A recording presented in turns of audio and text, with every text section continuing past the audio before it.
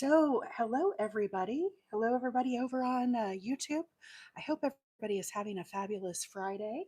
Hey Maria, good afternoon. It's so weird for me to be on in the afternoon, but I didn't have to work today, so I thought, well, let's change things up. Let's do things a little different. Let's come on and spread some cheer in the afternoon. So, anyhow, I just thought that I would work on this. I like to call this the winter's blue. I kind of worked up a little swatch here so y'all could see what I'm going to be working on, but I'm going to start this over from the very center here and work my way out. Now, this is a free pattern. This is not my pattern. This is a pattern by the Crochet Crowd, and this is the Hugs and Kisses baby shower blanket. So you guys have seen me work on the Hugs and Kisses blanket, and that is the chevron that goes up and down like mountains, peaks and mountains. And this is the blanket that is worked in the round. So it just goes around and around and around. And I just love it. It has fabulous textures. It has crisscross double crochets. Now, this pattern actually calls for a popcorn stitch, and I change it out and I actually do a little bobble stitch here. So it's like lots of fun textures. It is a repeating pattern. So you can kind of see how I worked out here to the repeat, and then I'm going to keep going. But like I said, I'm going to take you guys from the start to the work our way out as far as we can go. I don't have to work today. So anyhow, I hope everybody's having a fabulous Friday. And without further ado, I say let's get this baby started. Chase, good afternoon. Chase your cake. That's a fun little handle. Hey, Amanda. How are you doing? Yeah, I'm live over on YouTube as well as TikTok today. And for those that are just hopping on or maybe just seeing me for the first time, my name is April. And normally I come on live during the week, but I didn't have to work yesterday or today because of the holiday. Our office was closed. So I thought, well, I'll change things up. I'll go on live on a Friday. It's not something that I normally do. So why not? So the way that I'm going to start this blanket, again, like I said, this is the Hugs and Kisses blanket. This is a pattern by the Crochet Crowd. I love Mikey and all of the things that he does. He starts with a magic ring, or he does, I think, a chain. I'm going to start with a magic ring. And then we're going to work double crochets. You can see here, there are 4 double crochets, chain 2, 4 double crochets for our very center. Today I am using the fabulous ice cream yarn. This is a Lion brand yarn for those that are not familiar with it, and it is called the Ice Cream. And this particular flavor, if I can find it, is called Blue Moon. I buy them in these, I buy 3 at a time, so they come sealed in these packs like this. Um, this is 100% acrylic, and it's considered a 3-weight yarn. Now, this calls for an H8 hook, which is a 5 millimeter, but today I'm using a G6. I go a little smaller when I use this ice cream yarn. The other thing that I'm going to do with this, I played around with this, lots of different patterns, trying to figure out what I was going to do. And one of the things I kind of came to the conclusion on as I was testing, I did not like how this blue here was working with the aqua. And I really liked the aqua. I have a total of 5 skeins of this. And so what I decided to do for this particular project is I just pulled out all of the blue color and went with just the aqua. Now I am saving my blue. You can see it here. And so I'll probably use this to make another blanket. But for now, I'm just going to use the aqua color out of these skeins. So, anyhow, welcome everybody. I am in Alabama. I am in Rainsville. Rainsville is just outside of Fort Payne, if you're familiar with that area. Hey, Sarah, how are you doing? It's so common for me to say good morning, everybody. It's so weird to say good afternoon. It's like I'm on a whole different planet over here. Hey, Caroline. Oh, Anvil's here. Hey, Anvil. Glad everybody found me this morning. KW Hudson said, I have done that with multicolor skeins before. Oh, look, here's Mama Wheeler. Hey, Mom. Good afternoon. So, guys, the way that I start this is I start with a magic ring, and there are lots of different ways to make a magic ring. I don't know that I have watched I dare I say hundreds of videos of people making magic rings. For whatever reason, it just does not click with me. And so I do my own magic ring. I make it like I'm going to do my slip knot. So I kind of draw up a loop and I make it so that it's crisscrossed like this. And then I hold it in my finger here. Then what I do is I make essentially a standing double crochet. So I wrap my yarn around twice. Then I go down into my ring here, draw up a loop. I only have 3 loops on my hook. I yarn over and pull through 2, and yarn over, pull through 2. So that is how I start my magic ring. And into this, for our very beginning, we need to do a total of 4 double crochets. Is this coming through okay? Do I need to zoom in more? I might need to zoom in more a little over on YouTube, maybe. Let me try to get this a little closer. Uh, is that a little better, maybe? When I work with these small stitches, it's sometimes hard to see on the live. Okay, so I made 4 double crochets. Now we're going to chain 2, and now right into this magic ring again, we're going to do 4 double crochets. Lady S, thank you so much. It's beautiful. Yeah, this is going to be really pretty. This is what we're working on. For those that are just hopping on or popping by, I'm working on this is the Hugs and Kisses baby shower blanket. This is a pattern by Mikey over at the Crochet Crowd. I think it was actually designed by Jeannie. Somebody else might be able to confirm that, but anyhow, this is a free pattern by the Crochet Crowd, and I'm going to start from the very beginning here, and work this out. I made the other. I was just kind of doing a color test sample swatch, if you will, and so now I'm going to officially do it all the way from the beginning so you guys can see it.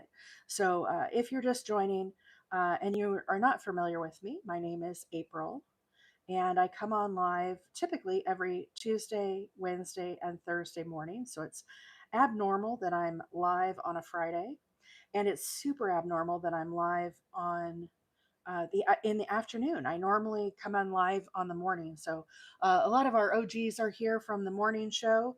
I see you guys popping up there, so I'm glad you found me in the afternoon. But normally, I do have a full time job, which prevents me from going live at 1 o'clock in the afternoon. So normally I'm at work. So today we're taking advantage of the fact that I'm on holiday, I guess. So here we have 4 double crochets with a chain 2 in the corners. And now what I'm going to do is I'm going to join with a slip stitch and work my way over into the corner here. Now, a lot of times people will work from the middle. When I learned from my grandma, I've been crocheting about 40 years now. She always taught me to work in the corner, and Mama Wheeler too. My mom is here. Mama Wheeler said, "This time is interrupting my nap time." I seriously thought it was interrupting my nap time too, Mom. I was sitting here crocheting. I was working on the heart squares that we worked on the live yesterday, the little Valentine squares. And I was kind of getting a little sleepy in my chair, if I'm being honest. Okay, now normally I would close up my magic ring here. I'm going to leave it open for just a little bit because when I'm working with this small of yarn, it gives me a little more to hang on to, and also will show up on the live a little better. So if we look at our example here, you can see this is the center part that we just did the 4 double crochets with a chain 2 in between. Now what I'm going to do is I'm going to go back, and this round here is a row of single crochets the entire way around. And in the corners here, it's just a single crochet, chain 2, single crochet. And so let's go ahead and do that before I close the magic ring, just so we have a little bit more to hang on to. The mic is crackling off and on. Okay, let me reset the mic here on TikTok. Is anybody watching on YouTube? Is the mic sounding okay over there? I'll be right back, guys. Let's try a reboot here.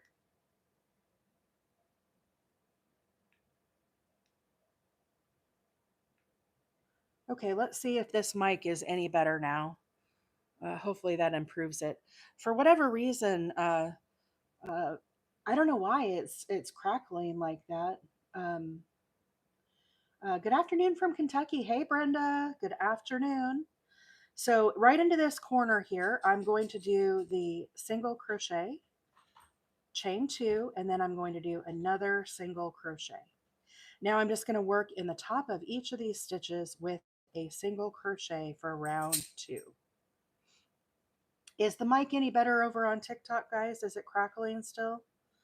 Let me know if I need to. I might have to replug in the little port thing. Um, I feel like I upgraded my mic too with a new one. Kim says no issues. Annabelle said it's good. Okay, perfect. If it gets back crackly again, guys, just let me know. I find I keep having to reset it.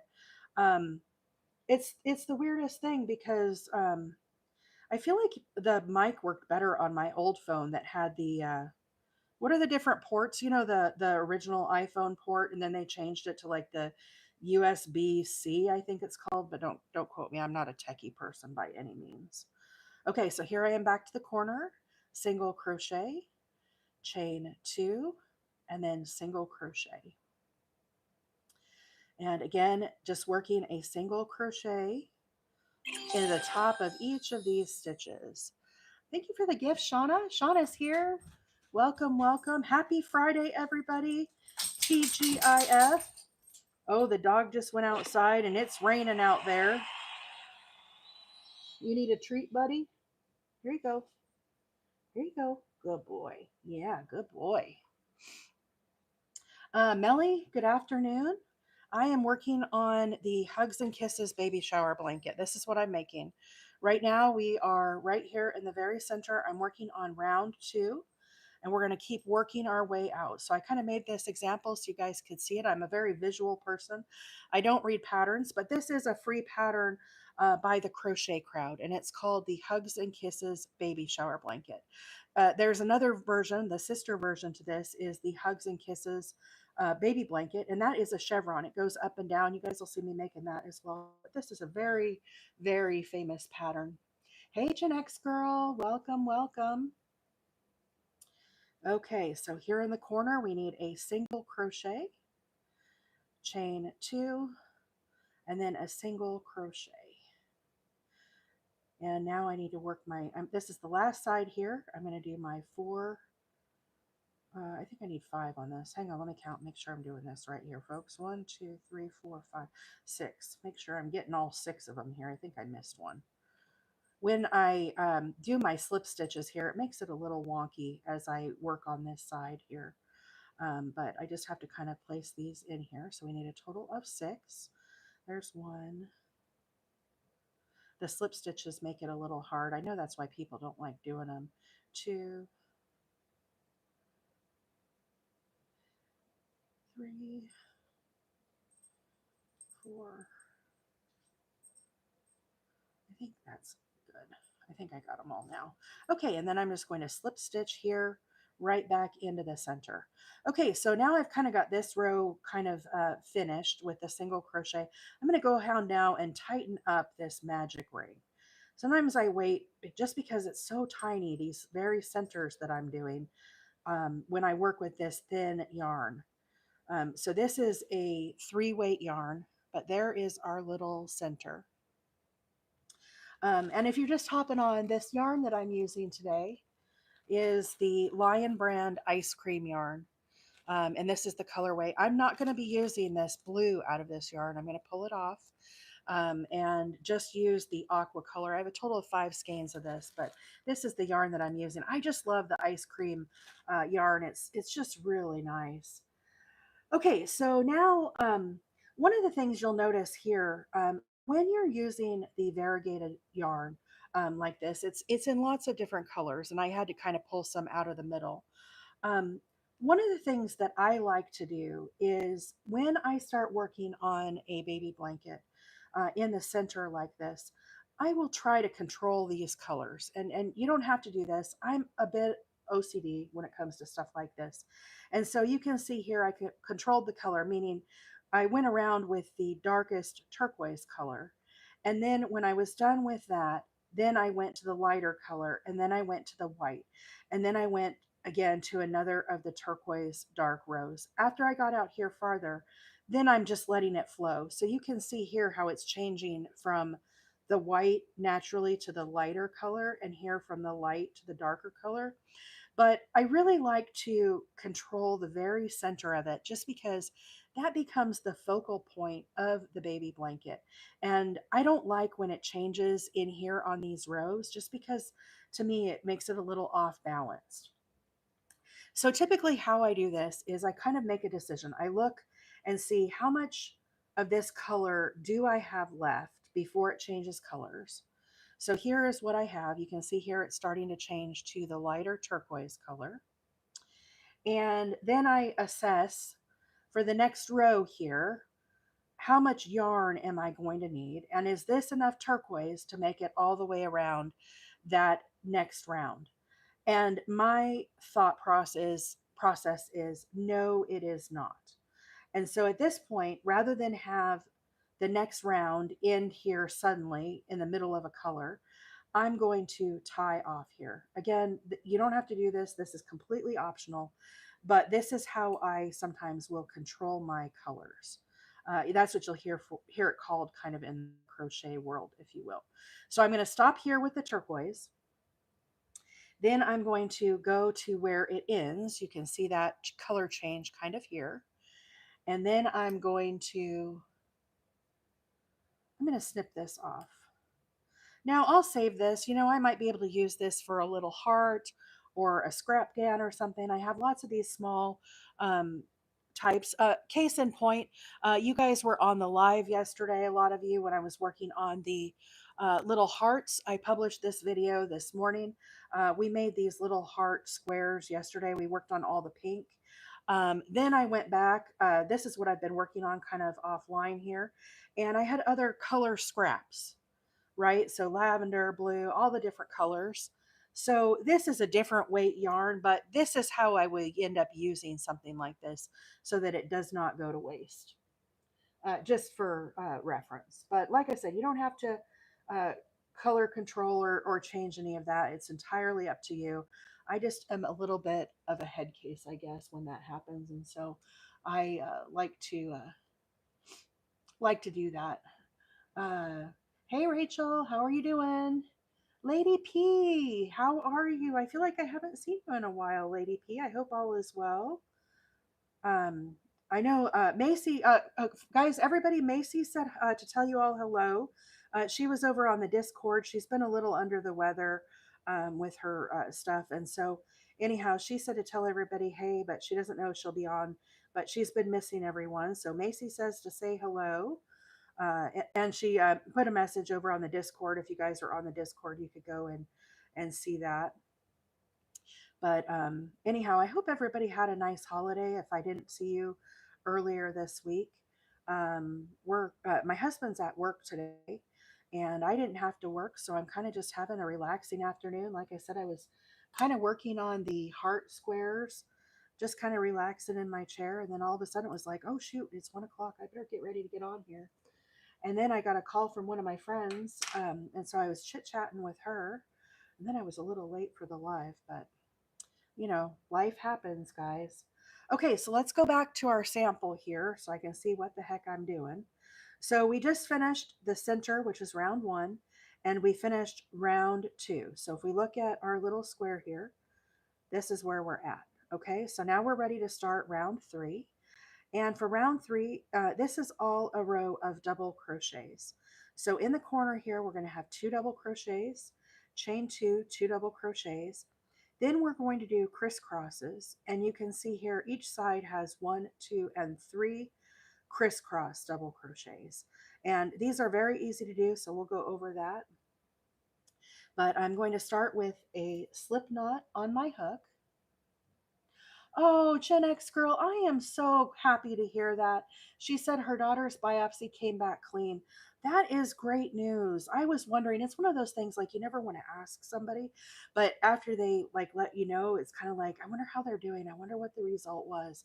I am so happy to hear that. Congratulations. That has to be a huge relief for you and your family. Thank you for sharing with us and letting us know, because I know we are all praying for you and sending lots of love your way and to your family. So, wow, what great news! Seriously, that's amazing. Rachel is here. Hey, Rachel. Welcome, welcome. Gen X said, I just got back from walking my three dogs. Yeah, it's totally pouring here. Well, it looks now it's more of a drizzle, but it's kind of lightened up a little bit. So, um, yeah, Brittany, this is such a pretty yarn. This colorway is called Blue Moon. This is what it looks like. So you've got the turquoise, and then it's got this lighter and darker blue. I didn't like the lighter and darker blue. I worked like three different patterns with this until I kind of figured out what I wanted to do, and I ended up. I'm not going to use the darker color for this. I'm gonna save it for something else and just really focus on the whites and the kind of aqua blue and light blue. It's just really pretty. It's almost like beach vibes, but it reminds me too of like winter, almost like icicles, like so I called it the winter blues. Um, so anyhow, in the corner here, guys, I did a standing double crochet, another double crochet, chain two, and then I did two more double crochets. Now we're going to do our crisscrosses. And again, this is a little tiny and hard to see. But the way that you do crisscrosses is you're going to actually work with two different stitches. And we need a total of three crisscrosses. So in order to do that, we need 6 stitches here across the top. And what we're going to do is we're going to skip the first stitch. Into the second stitch, we're going to place a double crochet. I'm going under both bars, nothing fancy about this, just a very simple double crochet. Now where the magic happens is we're going to make these crisscross. So we're going to come back and pick up this stitch that we missed. And the way that I do that is I yarn over. I go underneath that 2 bars of the stitch all the way through the project. Then I grab up a loop, yarn over, pull through 2, and yarn over, pull through 2. And that forces these 2 stitches to cross and form our little crisscross. So again, just double crochets, it's all about the placement. So here we're going to skip this stitch, and into the next stitch we're going to place a double crochet. And now again, we're going to come back and pick up this little guy here that we missed. So we yarn over, go down into that stitch all the way through, grab up a loop, kind of pull it up a little bit, yarn over, pull through 2, and yarn over, pull through 2. So there's our second crisscross. And we have one more. So again, skip this stitch, into the next stitch, double crochet. Now again, we're going to come back and pick up this little guy that we missed. So I yarn over, go underneath those 2 bars all the way through, grab up a loop, yarn over, pull through 2, and yarn over and pull through 2. Thank you for the follow. Jen, this is Lion Brand. This is what it looks like. It's the colorway Blue Moon, but it's the ice cream yarn. So it's by Lion Brand. Sorry, I don't want to take it out of the plastic. I try to keep them nice like this. But it's the Lion Brand ice cream. They have lots of fun different colors. Here is on Tuesday, I'm going to be live in the morning, and we're going to be doing the pink blanket that I have going. But here is what the pink looks like. So lots of fun colors. They have it's marvelous. It is a 3-weight yarn. So if you don't like working with a thinner weight yarn, it might not be the yarn for you, but I really dig it. This colorway is called Birthday Cake, and we're going to be working on this blanket on the live on Tuesday morning at 7 Central Time. This stitch, I know a lot of you guys were curious about it. This is the spiked sedge stitch.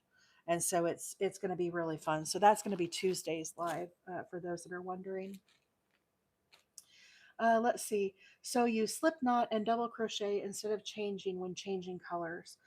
Yeah, so basically, let me show you how I do this. I'm going to rip this out. We'll frog it out. Nothing wrong with getting a little frog in the afternoon here and ripping this out. And let me explain what I did here. So I tied off because I want to control this color. Then what I do is I put a slip knot on my hook here, and I make what is called a standing double crochet.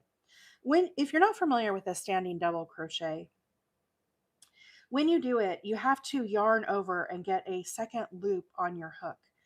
And this is the tail here. If you do not secure this tail, this will spin off on you. And no matter how many times you try to wrap this around, it'll just keep spinning.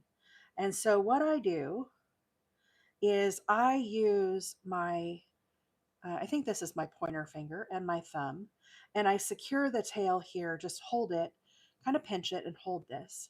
And I don't let it spin. Then I wrap my yarn around so that way I can get this wrapped around my hook. Then I go down into the project. Now you can kind of see here, my hand is holding this yarn and it's in the incorrect position for me to make my double crochet. So what I do is I bring my hand forward and I transfer the job of holding this tail to this thumb here. This frees up my hand to get it back in position to do my double crochet. If you let go of this, this will spin off on you. So then I grab up my loop and then I yarn over and pull through two and yarn over and pull through two. This is a standing double crochet. And what this does is it allows me from having to tie on here in the corner and make a chain of three, you actually have a stitch that is a double crochet. So aesthetically, it's just a little nicer, but there are times where I will do a chain of three. If I'm just working in the round, I will just chain three. I don't necessarily do this stitch every time. Then I do a second double crochet, chain two, and then into this corner space, we need two more double crochets. Okay, so that is our corner space there. Um, Drifting by said, I'm adopting that technique. Yeah, it's a handy little technique. I really like it. I think I learned it from Hooked on Sunshine. There's a gal, for those that don't know, Vanessa Smith is the creator of Hooked on Sunshine patterns. And I have made the whatchamacallit. I've purchased some of her other patterns, but they are pay patterns. So I don't do them on the live. I only do free patterns or something that's an original to myself. But typically I'm working on other patterns and I don't know how to read patterns. And so when I was watching the video tutorial of Vanessa Smith's whatchamacallit, um, I think that's who I learned the how to do the standing double crochet because they utilized that in that tutorial. So it was pretty cool. So let's see here. Oh, Anvil, I was going to tell you. Anvil, are you still here? Um, you know, yesterday how we had that weird subwave thing come through and it like, I don't know, was like kind of stupid. um, I was able to turn that off. I found a button where I could turn off the subwave so we won't have to deal with that anymore. So that was good news. I'm always learning TikTok. I'm still a little green when it comes to things on TikTok. I've only been going live for 5 months, and I swear I learn more new stuff every single day about going live. So yeah, I turned off the subway thing. Thank goodness, because yeah, it was. I don't know what it did to us, but it was not fun. So anyhow, in the corner here, I'm going to do again two double crochets, chain two, two double crochets. And then we're going to move to the next side and we're going to resume with our crisscrosses. Okay, so again, to make our crisscross double crochets, we're going to skip one, go into the next one and do a double crochet.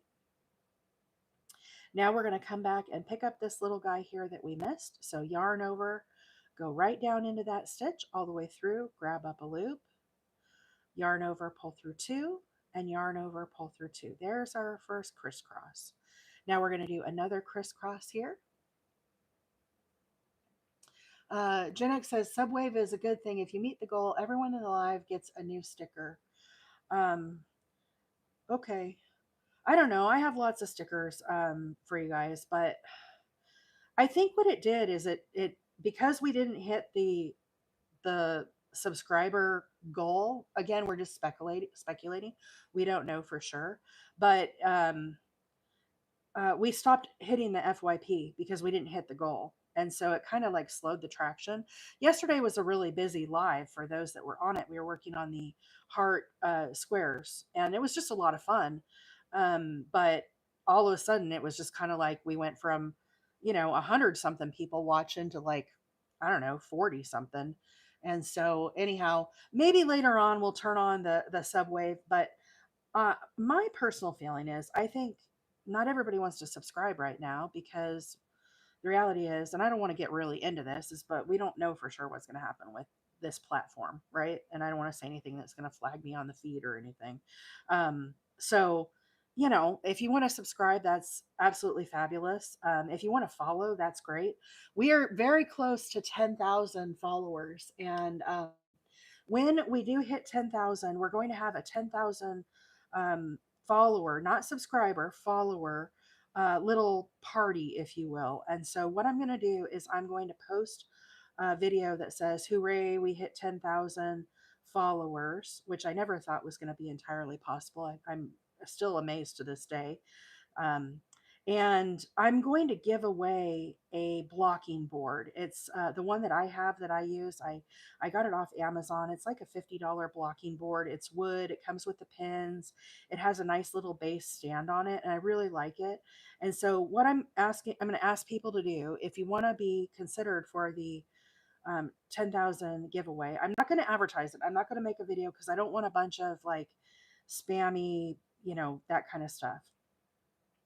And you have to comment on the 10,000 video, hooray, and then we will use the comment picker and pick a winner for that item. And we'll let it go for like a week, but we have to hit 10,000 first. So when we do hit 10,000, I was talking to Mama Wheeler about it and stuff, and I just think it would be kind of cool to. Um, I never thought we would hit 10,000. It's amazing, and so I missed a stitch here. I went in the wrong spot. I had to pull it out. So yeah, when we hit 10,000, it's going to be kind of a fun thing. So um, I hope everybody likes that idea. So Gen X said we're at 9838 followers. So yeah, I don't know if we're going to hit 10,000 by the end of the year, but we got 210 new followers yesterday. So it's possible. I have two more lives. I'll be on live Tuesday morning working on the pink blanket. And then we'll be, of course, live today. And I'll go for a few hours today until I can't talk anymore, of course. But yeah, so we'll just have to see. But in order to win, you'll like the video, the 10,000 video, make a comment. We'll use the comment picker, and you have to be following me. Okay, so you got to be. I think it's only fair that you've got to be a follower in order to win the blocking board, and hopefully you'll stay a follower because we have a marvelous group here, and you're gonna love everybody anyhow. So. Yeah, it's exciting. It's really exciting. Hey, Tanya. Yeah, Jackie, I don't read patterns at all. So I know you come on here and see all of the things that I'm making, and you're like, seriously? But seriously, I don't read patterns. I've been crocheting for 40 years. I learned from my mom and my grandma, and we didn't have internet or anything back then. And we didn't, I just learned how to make granny squares. And I made granny squares for years and years and years. And then only within the last, like, I don't know, 3, 4 years, I wanted to get more advanced in my crocheting. And so I fell in love with Mikey at the Crochet Crowd, and he changed my life. Literally, I don't know the man. We're not like buds hanging out, but seriously, he changed the whole trajectory of my crochet journey. And so I come on here. Live because I want to kind of give back. If you know, Mikey had changed my life. Maybe somebody will see a stitch on here, or they'll see a pattern that I'm doing, or they'll hear my story and say, "Wow, April can do all that stuff, and she can't read a pattern. I can maybe do that too." I watch a lot of videos and I just practice. And so I think I'm more of like an intermediate crocheter now. I'm not an expert crocheter. I have a job, so I work full time, and this is kind of like my hobby. And so, yeah, I just come on here and chat with my friends. But normally I'm on live every Tuesday, Wednesday, and Thursday mornings at 7 Central Time. And my name is April. If you're a new follower and you don't, if you're new to my channel here. So let's talk a little bit more about this crochet here. So the pattern that I'm working on today is actually one of the Crochet Crowd patterns. It is one of my favorites, and I made up this little swatch so you guys could kind of see what we're making today. But this is called the Hugs and Kisses Baby Shower Blanket, and this is a pattern that is worked in the round. So when you hear the term worked in the round, it means we start from the center here, and we go around and around and around. A granny square, for example, is worked in the round. You might have squares, you might have a full blanket. All of those type of things are worked in the round. And so we're going to go around and around today as we change these stitches. This is a repeating pattern, and I kind of worked out up to the repeat so you guys can kind of see that, but I'm going to go through and show you the stitches. Now, one of the things with this pattern is I did change it up a little bit, and it calls here for a row of popcorn stitches. And the reason why is popcorn stitches, as you work them, they face you. I have changed this to a bobble stitch, and the bobble stitch is worked from the back. So when I worked this round here of bobbles, I worked it here. Basically, I turned my work. And so that's why this pattern for me, I do a little different. You could work it with the popcorn stitch. There's nothing wrong with that. I just prefer the look of the bobble stitch. And so the other nice thing that I really like about this pattern is you have these texture rows, and then you kind of go to a single crochet. It's a little hard to see here, but we started here, we did the double crochets.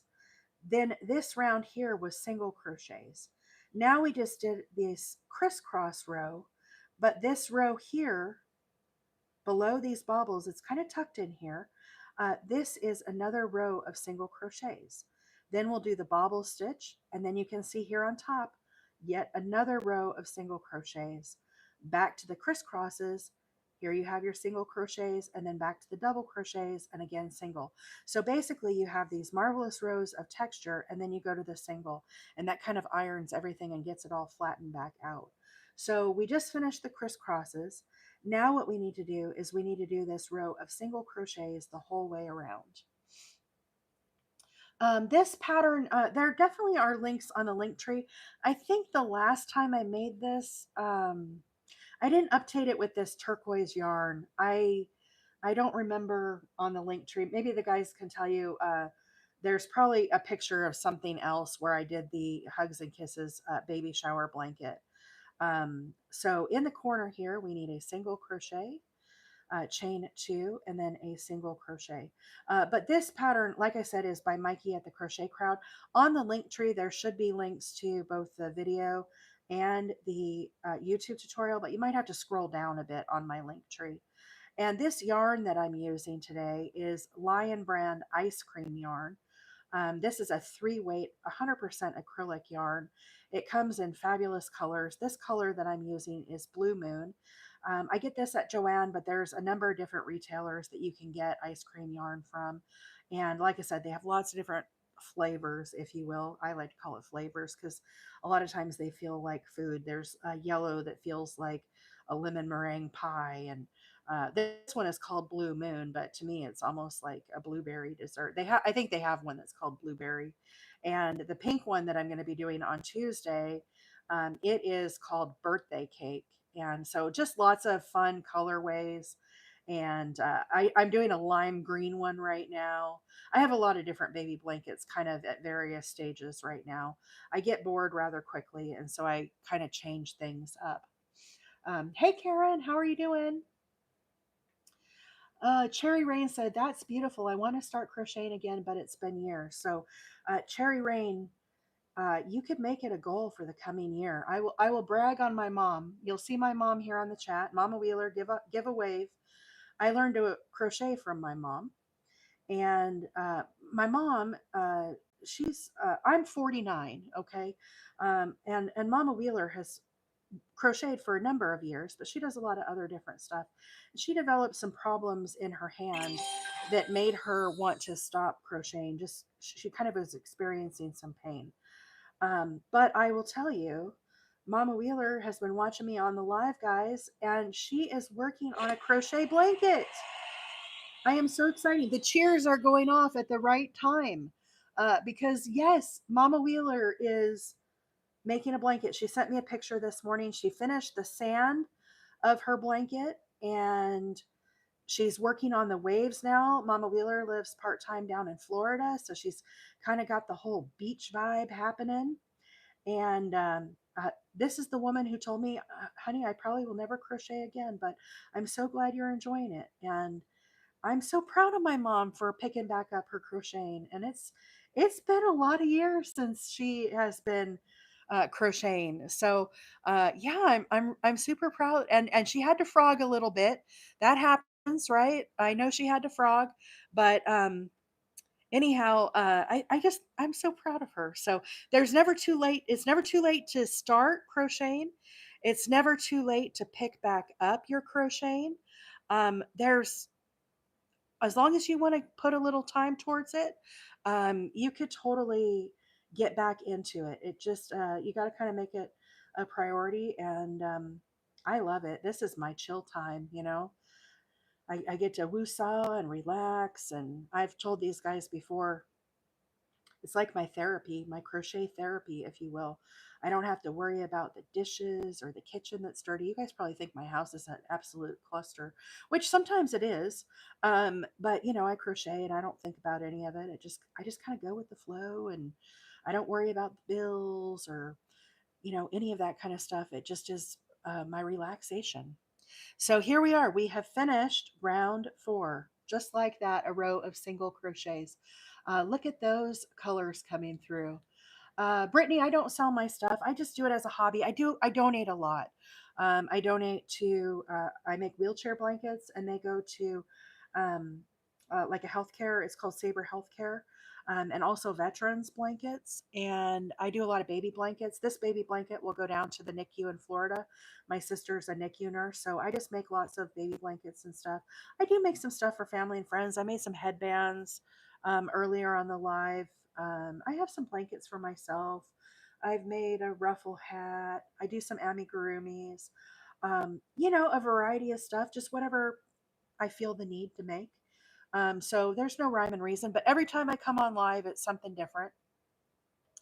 And for the wheelchair, Duck's mom, for the wheelchair blankets, I use a size I9 hook and usually a 4 weight yarn. So the current blanket that I'm working on, Brittany says I donate beanies for the homeless and baby beanies. That is awesome, awesome.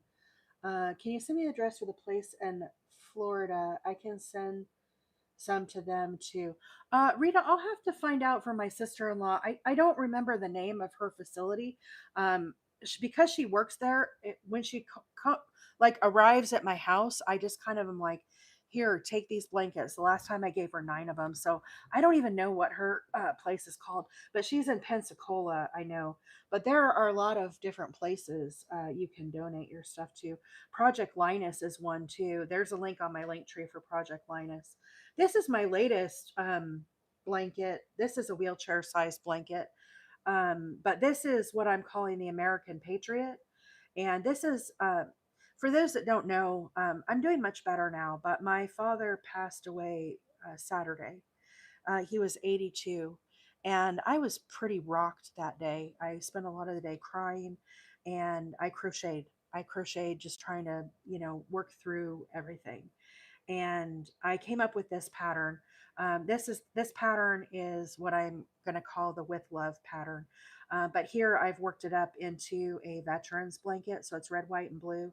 It is a repeating pattern, and so this is a 4 weight acrylic with an I9 hook. My wheelchair blankets I make 35 inches by 45 inches long. And so this is 45 or 35 wide, and then I'll just keep working the rows and stacking them on each other. I will be doing this on the live. I made a schedule for it, but I don't remember the date. And so I will be working on this, but this will be kind of this year. My goal is to make one veteran's blanket. My dad was a veteran, he was in the Army, and anyhow, he did not serve in Vietnam. That came after he was already discharged.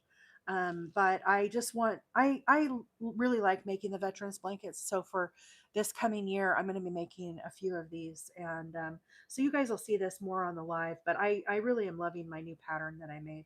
So anyhow, you'll have to keep a lookout on the calendar for that.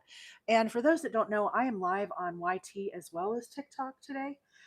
My handle over on YT is Wheeler 8 Acres. So I came on live on Tuesday, which was Christmas Eve. I had scheduled a live event for that morning, and I thought about canceling it. And just because I was in my grief, right? And I know I don't sound like grief stricken right now.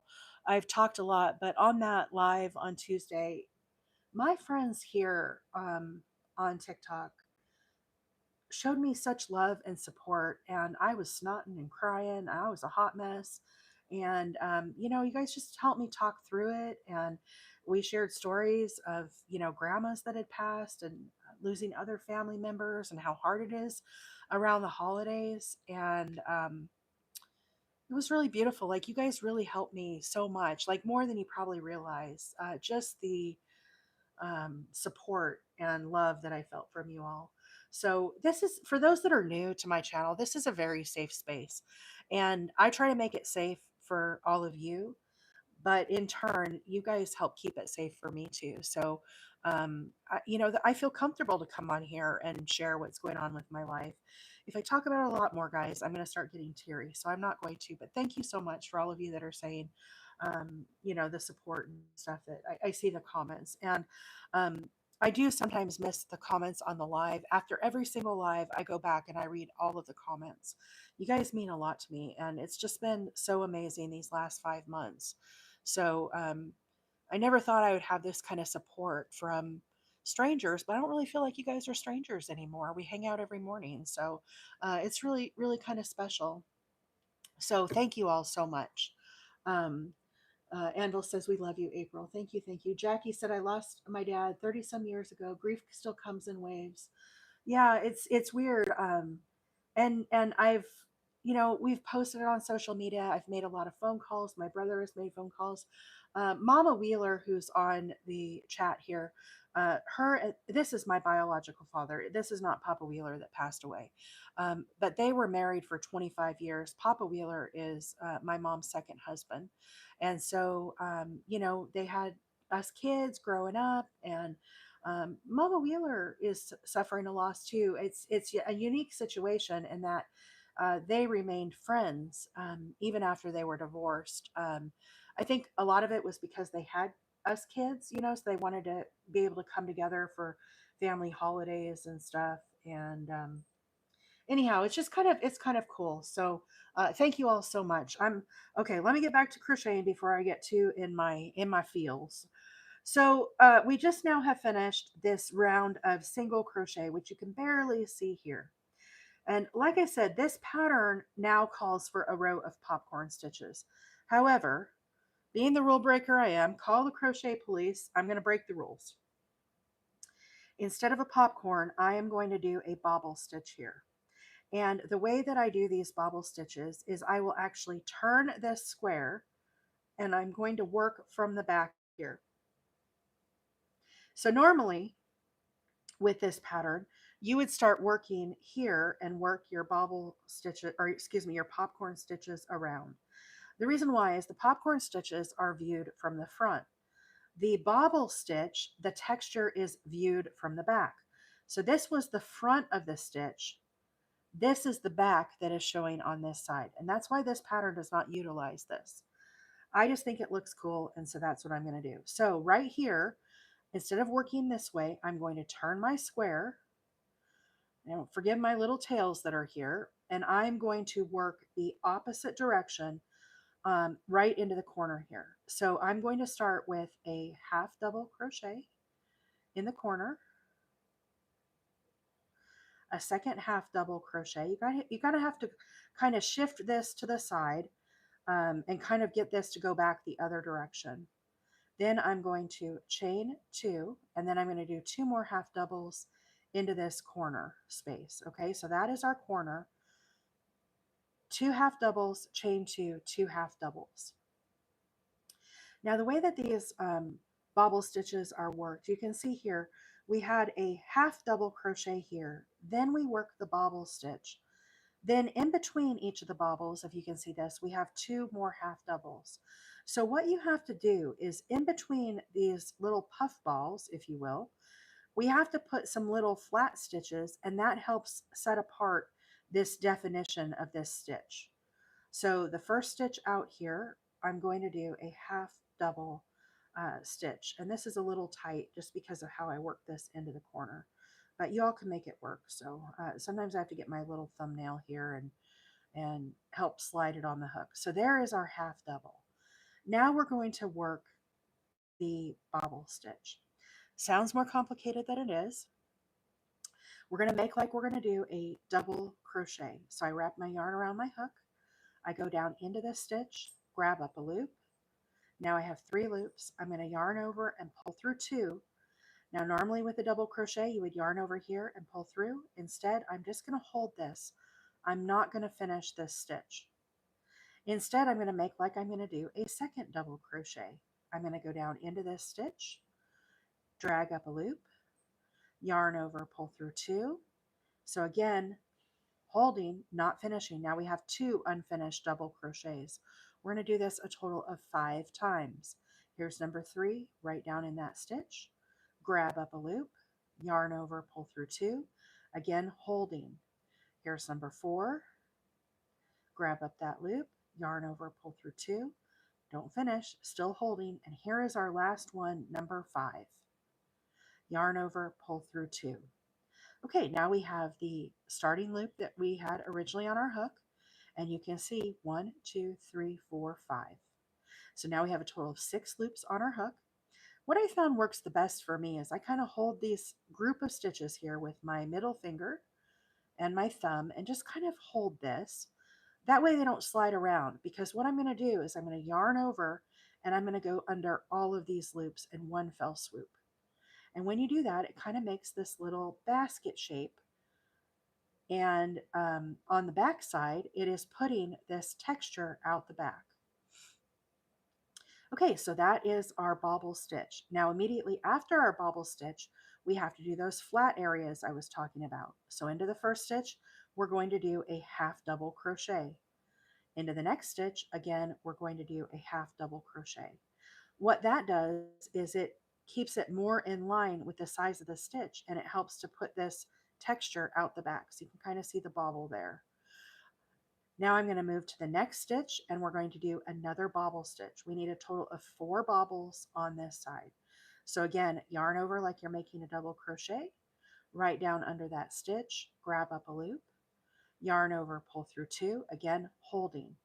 We need 5 of these. So here's number 2, right back down in, grab up that loop, yarn over, pull through 2, hold.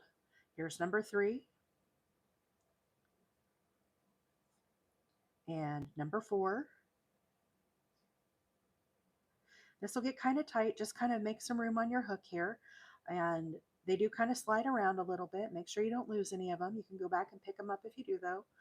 Yarn over, pull through 2. So again, here is our starting loop. 1, 2, 3, 4, and 5. So we have a total of 6 loops.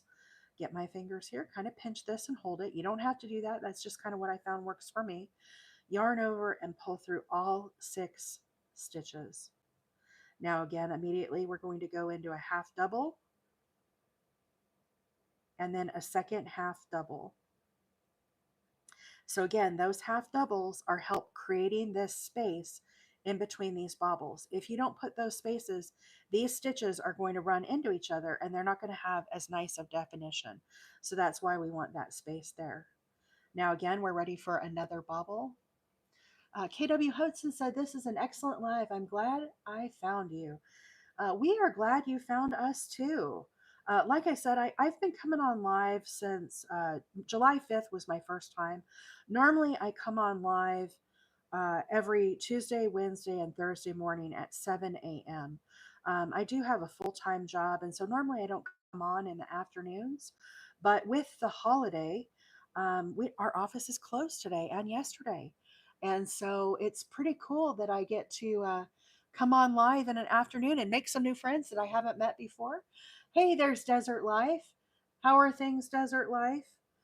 It's raining here. I'm sure your weather's a lot nicer. Desert Life's always saying how great her weather is, while some of the rest of us are snowed in. I'm not snowed in. It's just rainy today, but I think we've got some weather coming. I was watching Ryan Hall, y'all, my man, my weather man. And I know we're in for some storms tomorrow, but I think they might be further south than us, more southeast. So hopefully, if you're in the area that is possibly going to get hit tomorrow, oh yeah, Mississippi, Latoya, I think it might be coming your way. Um, I don't know. Watch Ryan Hall. Well, you don't have to, but he posted a new video today with weather updates coming for tomorrow, and I think he said he's going to be live tomorrow for possibly 12 hours as the storms sweep through, kind of the south, headed up like towards the Carolinas. I think they're supposed to be in the Carolinas by Sunday. So anyhow, everybody batten down your hatches if you're in the line of the storm. Okay, so we've done 3 bobbles. We need a total of 4. So I just did my last 2 half doubles here. So I've got another stitch here. I'm going to do my another bobble stitch. So again, yarn over like you're going to do a double crochet and go right down into that stitch. Grab up a loop, yarn over, pull through 2, and again holding. Here's number 2, yarn over, right down in, grab up that loop, yarn over and pull through 2, again holding. Here's number 3, and number 4, and number 5. Okay, so now we have 6 loops up on top. Again, I kind of pinch this here, grab a loop, pull it through. There's our last little bobble stitch. We have one less stitch here. We're going to do a half double into that last stitch. And now we're ready to move into the corner here. And the corner, you'll remember, is 2 half doubles, chain 2, and then 2 half doubles. And so now we've finished our first side. Let me turn this over so you guys can see the fabulous texture of those. Can you see the dimension on those little baubles? They're kind of hard to focus on. Hopefully y'all can see that coming through. Ryan Hall, y'all, just rock. Yeah, my friend Carol was watching him. I like it. He's very calm. I have another one that I watch in Alabama is Brad Travis. I can't watch weather people that are like excitable because they stress me out. And Ryan Hall, he's just like a calming presence to me. I know that sounds kind of weird, but maybe if you guys watch him, you'll know what I'm talking about. It's like the waves are crashing, the storm is here, and Ryan Hall's like, chill, you know? And so I don't find myself like getting overly like stressed out, you know? I feel informed, but I don't feel like that pressure. Does that make any sense? I know that's kind of crazy. But living in Alabama, we've been here 4 years now. We moved in October of 2020. We got possession of our house in December 4th of 2020, and so this time, like we've been here officially now 4 years. It's pretty cool. But yeah, I was paranoid about the weather. You know, we had moved from Arizona, and in Arizona we don't have like tornadoes and stuff. We have monsoons that come, but it's different. It's definitely different. And so um, we've been fortunate. We haven't had anything too serious in our area. There was a big tornado here in 2011 in Rainsville that did a lot of damage in the town. It was like devastating. I'm in a very small community here. And anyhow, it's just, I know that was really hard. And so I hope nothing happens tomorrow. But if you all are in the path of the storm tomorrow, I hope it's not what they're predicting. You know, it's always hard to say. Um, Amanda said, my son is moving to Alabama. I love Alabama, Amanda. I never, in my wildest dreams, thought I would love it here so much. But my niece moved here. She met a boy online and they're married and have a kid. And he was in Alabama in the town that I'm in. And they kept posting really like beautiful family pictures and stuff with all the green. And so during COVID, my husband and I, we made a field trip. We took a vacation. We took a week off of work and we came to Alabama. And when we got here, within like um I don't know, 10 minutes or so, my husband like looked at me very seriously. Like we were in the parking lot getting breakfast at Home Depot. I'll never forget. It was kind of, I don't know if we'd picked up some Jack sandwiches or something. and we were eating breakfast. We were staying at the Rainsville Super 8 here in town, and we had gone down to Scottsboro, and we had arrived in the dark. When we got here, it was actually dark, and so we hadn't really seen it, but we had just gotten our breakfast, and he looked at me and he said very seriously, "So when are we moving?" And I kind of took a breath, and I was serious about moving kind of before that. And I said, "Are you serious, babe?" And he goes, "I am." He goes, "I really like it here." And I said, "I'm serious too." And so we cut our vacation short. We had planned on taking a week, but we ended up coming back to Arizona earlier than that. And we started packing up everything in our house. We had a yard sale and sold some stuff, and we donated a lot of stuff. And we put the house on the market. And like I said, this was in October of 2020. And the market was really good then. And the house sold the first day. And we didn't have a place to live. So it was like, oh, SHIT, what do we do now? And so we ended up, we had put our stuff into storage, and we didn't have, we hadn't made an offer on a house or anything in Alabama yet. And so um, we had been looking, and I had found this place that we are in today. And I just fell in love with our property here and stuff. And at that time, it was already under contract. There, somebody had already made an offer, um, but it kept getting delayed. It kept getting delayed, and so I contacted the realtor, and I finally just said, do the property owners know that we're serious about this place?" Because she had told me that it kept getting delayed from the guy who was trying to buy it. He was from New York that wanted to come to Alabama. And she said, "Yeah, yeah, yeah, I know. They know you're serious." And I said, "Well, can we make a backup offer? So when this guy, tries to delay again, maybe they have at least the opportunity to look at our offer." And so we put in the backup offer, and the guy from New York ended up not getting the house. He backed out, and they accepted our offer. And so I still work remote in Arizona. And during this time, so we sold the house in October. We didn't get possession until December 4th. And of course, we had to go through escrow and all of that. And we lived at the Super 8 here in Rainsville for 45 days. I set up my computer there, and I worked in the hotel during that time. And it was kind of cool. It was like, it was kind of like it was meant to be. I know that sounds really weird, but because we didn't have the house yet, there was nothing to do like unpack boxes and get set up. We were just like chilling in the hotel. And so when I was done with work on Friday, we had Saturday and Sunday with basically nothing to do and no responsibilities. And so, hey, Lady P, we're here. How are you doing? And so, anyhow, then we went exploring. We went and saw all the waterfalls. We went to Chattanooga. We're only about 50 minutes from Chattanooga.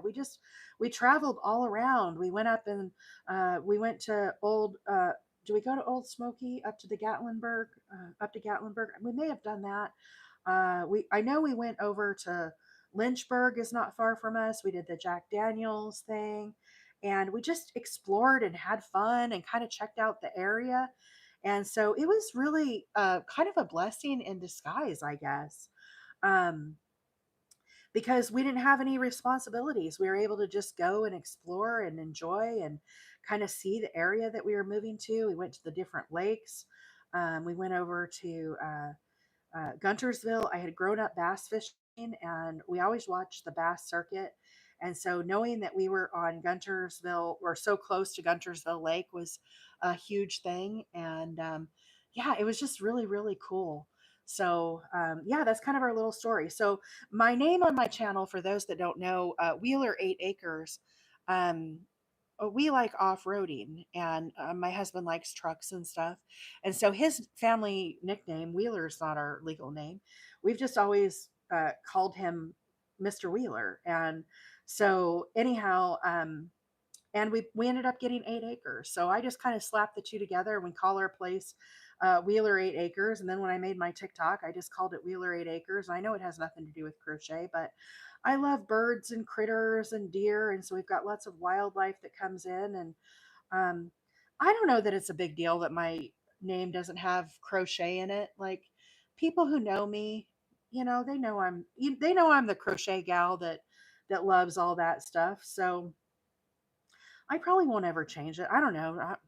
Do you guys think it's a big deal that my uh, Wheeler 8 acres has nothing to do with crochet? Is that weird?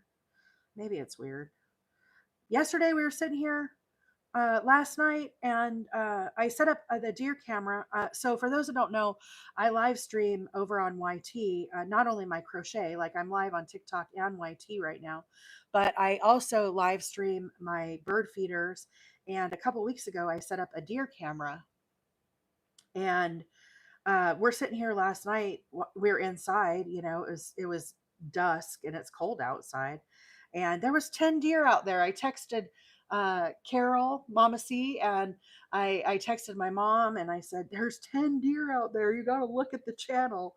So I don't know. I was chatting with Mama C. I was chatting with uh, Carol, and so you know I'm more than just crochet, I guess, So people who know me, the OGs that have been here for a while, they know why it's Wheeler 8 acres. And if you hang out here, you'll know it too, and you'll know that that's April from Alabama, and she crochets, and she's a little crazy. She does canning and all sorts of different stuff. But yeah, I love to crochet, and I just love all my little critters. So yeah, Mama Wheeler says, not weird. You're so much more than a crochet lady. Mama C said they were gorgeous. I know those deer were really, really nice. Cheryl said, our story of us moving from California to Texas 2 years ago was so similar. Yeah, I turned 49 this year. And my husband is, I think, a couple years older than me, maybe only 1 year. I don't know. We're close in age, but we did not want to live out our retirement. We're not retired. We're still, both of us still work full time. Crochet is my hobby. And, but we didn't want to live out the rest of our lives, so to speak, in Phoenix. We just didn't. I hated the city. I grew up in a town called Prescott, Arizona. It was 6,000 elevation, and it was absolutely beautiful. It was in the pines, and I just loved it there. And I hated Phoenix. My whole life, my whole adult life, I lived and worked in Phoenix, and I just really detested it. I did not like the city. I was really unhappy, like incredibly unhappy. I can't even explain how unhappy I was. Um, and so Amanda said, "Does anybody else felt and crochet?" I don't felt, but there might be other people that do. I just crochet. I'm kind of a weird person that way. Bloom99 said, "Prescott is beautiful. Phoenix is not." So yeah, I mean, I would have. We could have stayed in Prescott. The problem with Prescott is, guys, I'm going to turn this over and show you guys our little baubles that I finished. Okay. Um, and we'll be moving on to the next row now. So again, I was working on the back. The baubles are on the front. Okay. And so that's why I do this pattern a little different. So now that I finished this side here, I have to turn back to the front. And you can see I did 4 baubles on each side. In between each one, I had 2 half doubles. I prefer this over the popcorn stitch that the pattern calls for. So again, you guys, it's totally up to you. You don't have to change the pattern up, but if you feel inspired to do that, be a rule breaker. It's okay. I'll let you. And so now I'm going to turn my work, and now I'm going to work a row of single crochets the entire way around, and I'll kind of tell you about Prescott and growing up there and stuff. So we lived in the forest. The community that I grew up in, it was an old mining camp, and it was created.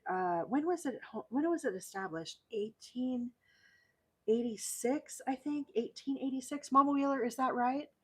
Mama C said, "Didn't you try tatting at one point?" Yes, I can do tatting. If anybody else can do tatting. Shell said, can you share the pattern, please, if possible? Absolutely. This pattern is the Hugs and Kisses baby shower blanket. I'm just starting in the center here and working my way out. I made this swatch to kind of show you, but I just finished these.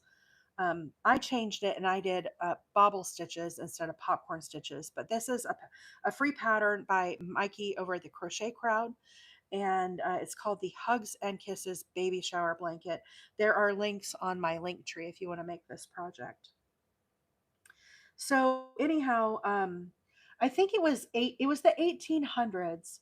Cheryl said, "I love your lives. I wish I could watch you every day." I know, but I'm glad when you do get to stop by. You know, I know it's impossible to watch me every time I go live, but um, I do make events. So if you guys want to look ahead to the schedule, and over on YT, there's scheduled events as well. Um, let's see. Paula said, "My girlfriend used to chat. That is such tedious work." I think she meant tatting. Tatting is it's almost a lost art. If anybody knows how to do, there's needle tatting and there's shuttle tatting. I do shuttle tatting, and it is incredibly tedious. It takes a super long time. Tatting is the art form of making lace with knots. Is the best way I can explain it.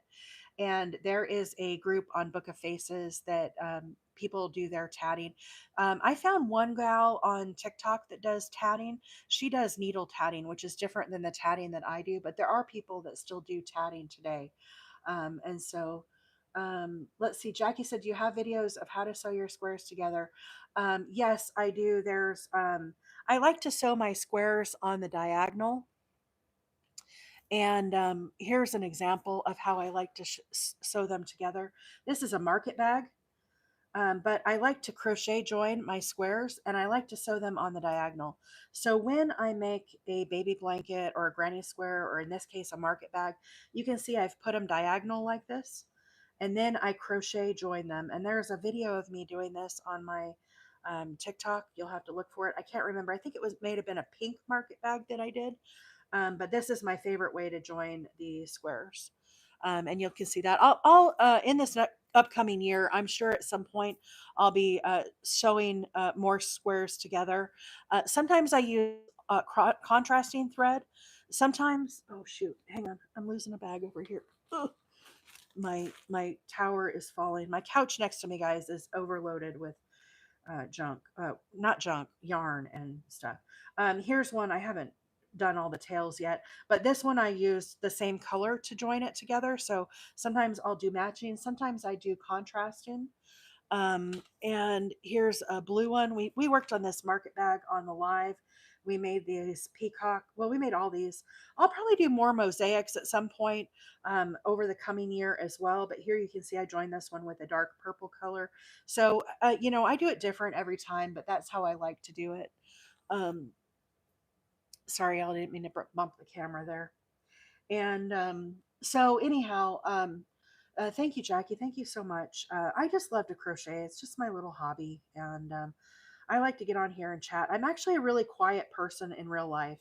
I come on here and I talk to all you guys. And for those that know me pretty well, they probably think that it's very strange because normally I'm not a talker. At home, I'm very quiet. I watch my bird feeders and I listen to my audiobook.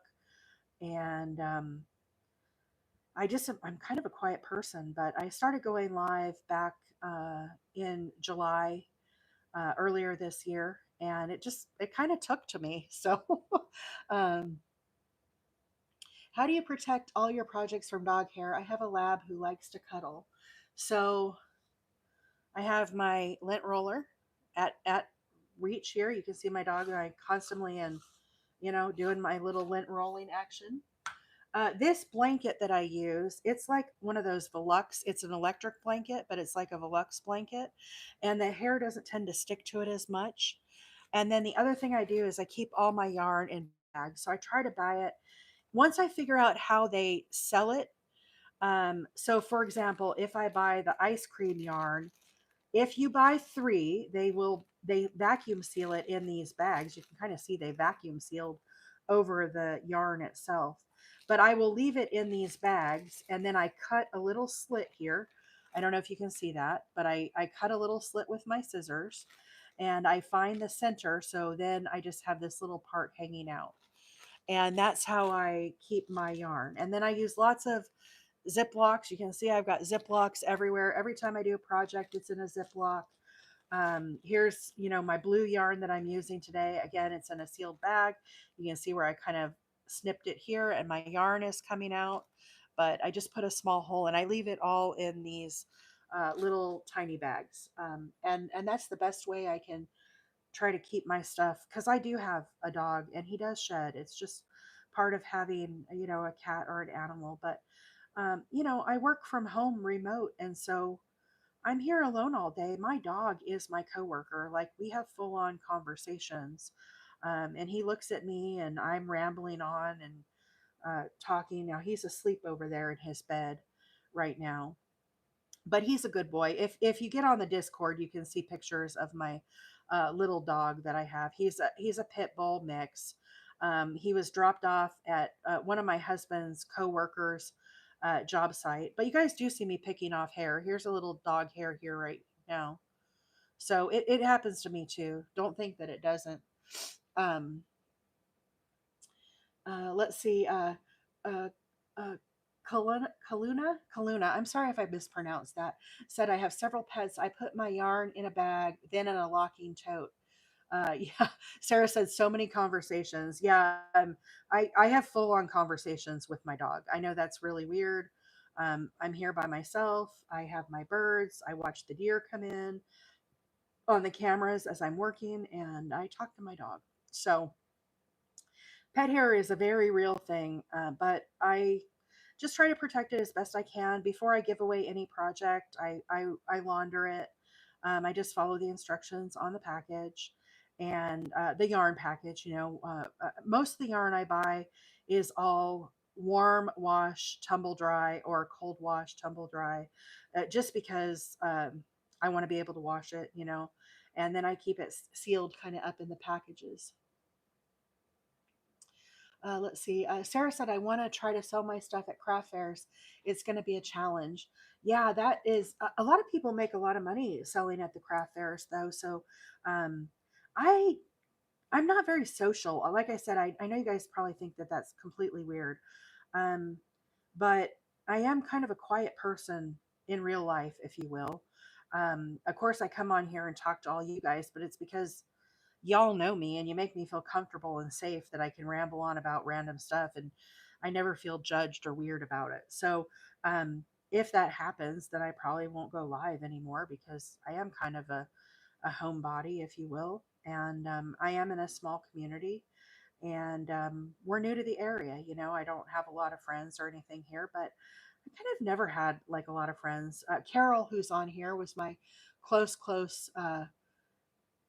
friend. I just saw the alert. My bad. What was the alert? What did I miss? Oh, Queen said, I almost forgot about the live. Okay, cool, cool. Welcome, Queen. Glad you're here. I'm at a totally different time, so I know I'm throwing y'all off. But, I'm just sitting here. I worked on my little heart squares earlier. Caroline made one of the heart squares. Has anybody else made a heart square from yesterday that we talked about? I made some different colors. Y'all want to see them? We'll pause. We'll do a heart tour. Okay, so this is where I'm at with them. Oh, I got to show you guys my new book too that I'm working on. Sorry, lots of squirrels just came by. So I'm totally distracted now. So this is what we made on the live yesterday. If you guys missed out, I released the TikTok of this, a full tutorial. It is on my page if you guys want to make the heart squares. Now, forgive me, I haven't sewn in my ends, but there's the little hearts that we made. And anyhow, so we did all of these like pink and red ones yesterday. Now, in the meantime, I found more scraps and I haven't put the white on these, but I have light lavender, like a lilac color, darker. Sorry, these are all upside down in every which way. Here's look like light blue, baby blue, like a minty green. This is like a kind of like a maybe like a salmon color. It's showing up a little weird on the camera. And then yellow, and then it repeats. So anyhow, I made lots of hearts, which I'm very excited about. So I have that in the works. Caroline said, very easy and fast. Yeah, it was really fun. I was so impressed, Caroline, that you got that made after we had just done it on the live. I was like, dang, that girl's fast. So she made one up with her green scrap. You can see that over on the Discord if you want to see Caroline's heart that she made yesterday. But we just did those on the live yesterday, so it was kind of cool. That was a fun live too. It was very busy. We had, how many likes did we have on that live, Anvil? It was a lot. Yeah, coral. Thank you, Lulu. Coral color. Sorry guys, I gotta lift up my leg here. I gotta shuffle. I've been sitting here too long today, but anyhow, I'm just doing a single crochet round, guys, so that's why I'm kind of yapping. Okay, but we finished our bobble stitch here, and now I'm just coming back and I'm doing a row of single crochets the whole way around. um this is the um this is the Hugs and Kisses baby shower blanket. Here's a bigger one that I made to show you guys. So we're right here. And this is a repeating pattern also, but this is by the Crochet Crowd. So if you haven't made the Study of Snow, it's like I said, or not Study of Snow, this is the Hugs and Kisses baby shower. If you haven't made the Hugs and Kisses in the round, it's a really fun pattern. And there's a written pattern and a YouTube tutorial that Mikey did, and he's, great at explaining. So definitely check those out. There should be links on the link tree, guys, but you might have to scroll down. I kind of didn't get it changed like I normally do. So um I know I'm in big trouble. Yeah, this is ice cream yarn that I'm working with today. Ice cream. It's by Lion Brand. Sorry, you can't really see it. Lion Brand ice cream, and the colorway is Blue Moon. Now it comes with this darker blue, and I'm not using that. I'm pulling that out and saving it. So here you can see my Spaghetti Factory in my Ziploc bag. I am very fancy with our Great Value brand. Do you guys watch Caroline on TikTok?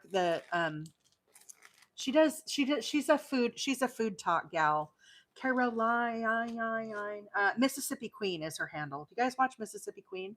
I love when she talks about, she'll be making a recipe and she'll say, we use and she'll like pop it on there and it'll be Great Value brand. And she'll say like, we're fancy like that. It is, she's just so cute and she cracks me up. So yeah, I'm the Great Value brand Ziplocs that I've got my blue scraps in. But oh yeah, Gen X said yes, Mississippi Queen. She watches her too. Yeah, she does good like crock pot videos and stuff. She's pretty famous on TikTok. I'm sure I'll never be as famous as Mississippi Queen. She's awesome. There's so many fun people to watch, but anyhow, yeah, I'm just here in my little crochet world. But I never thought we'd get so close to 10,000 followers either. So um, it's pretty crazy. Cheryl said you are great at explaining things. Thank you so much. I appreciate that. I like I said, I'm not a professional crocheter. I just try to explain things as they make sense in my brain, and it kind of resonates with people, I guess. And so um, I just do my thing, and y'all watch, and we chit chat and have fun. So um, anyhow, sorry, let me get back caught up on these comments. Crochet Pro Lady, this is the Hugs and Kisses baby shower blanket. It's a free pattern by the Crochet Crowd. If you're a Crochet Pro Lady, so you probably know Mikey. But this is one of my favorite patterns to make. This was actually done by Jeannie, his assistant, Jeannie Stein something. Forgive me, Jeannie. But anyhow, it's a free pattern, and there's a written pattern on his website. There's a link on the link tree if you want to make it. If you're watching me on YT, just scroll down in the video. There's links to everything that I'm using today, including the yarn. This yarn I'm using is Lion Brand ice cream yarn and the colorway Blue Moon, and I'm using a size G6 hook today. It is the teacher inheritance in you. I think it is the teacher inheritance in me. So what Lulu is saying is she's referring to the fact that my mom, Mama Wheeler, was a teacher for her entire career, and so even though I say I'm not a teacher, I think I come by it maybe kind of naturally. So let's go back and look at our swatch that we made here. And you can see now we have finished our little bobble stitches. I did change up this pattern, guys. This, instead of a bobble stitch here, it calls for a popcorn. So, I broke the rules and changed it. But I did do a bobble stitch, and I'll do more bobble stitches here later on, because I'm not going to be getting off for a while. I'm gonna go until there's like no interest, I guess, until the live, or a few hours until I'm hoarse and can't talk anymore. I don't know how many hours I did yesterday, but Shauna said we had 80,000 likes. I went back because I thought yesterday was maybe a record with the different. I see all the hearts flying up the screen. We had 80,000 yesterday. The record, if I went back and looked, it was actually 114. So I thought we broke the record yesterday, but we didn't.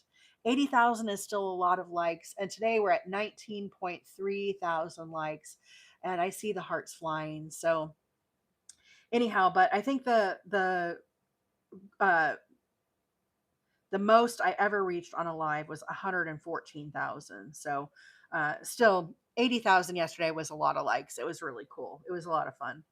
Okay, so we finished the bobble stitch here.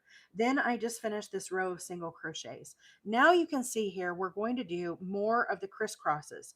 So just like we did the crisscrosses here, now we're going to do another row of crisscrosses, okay? And then after we do the crisscrosses, then we're going to be doing another row of single crochets.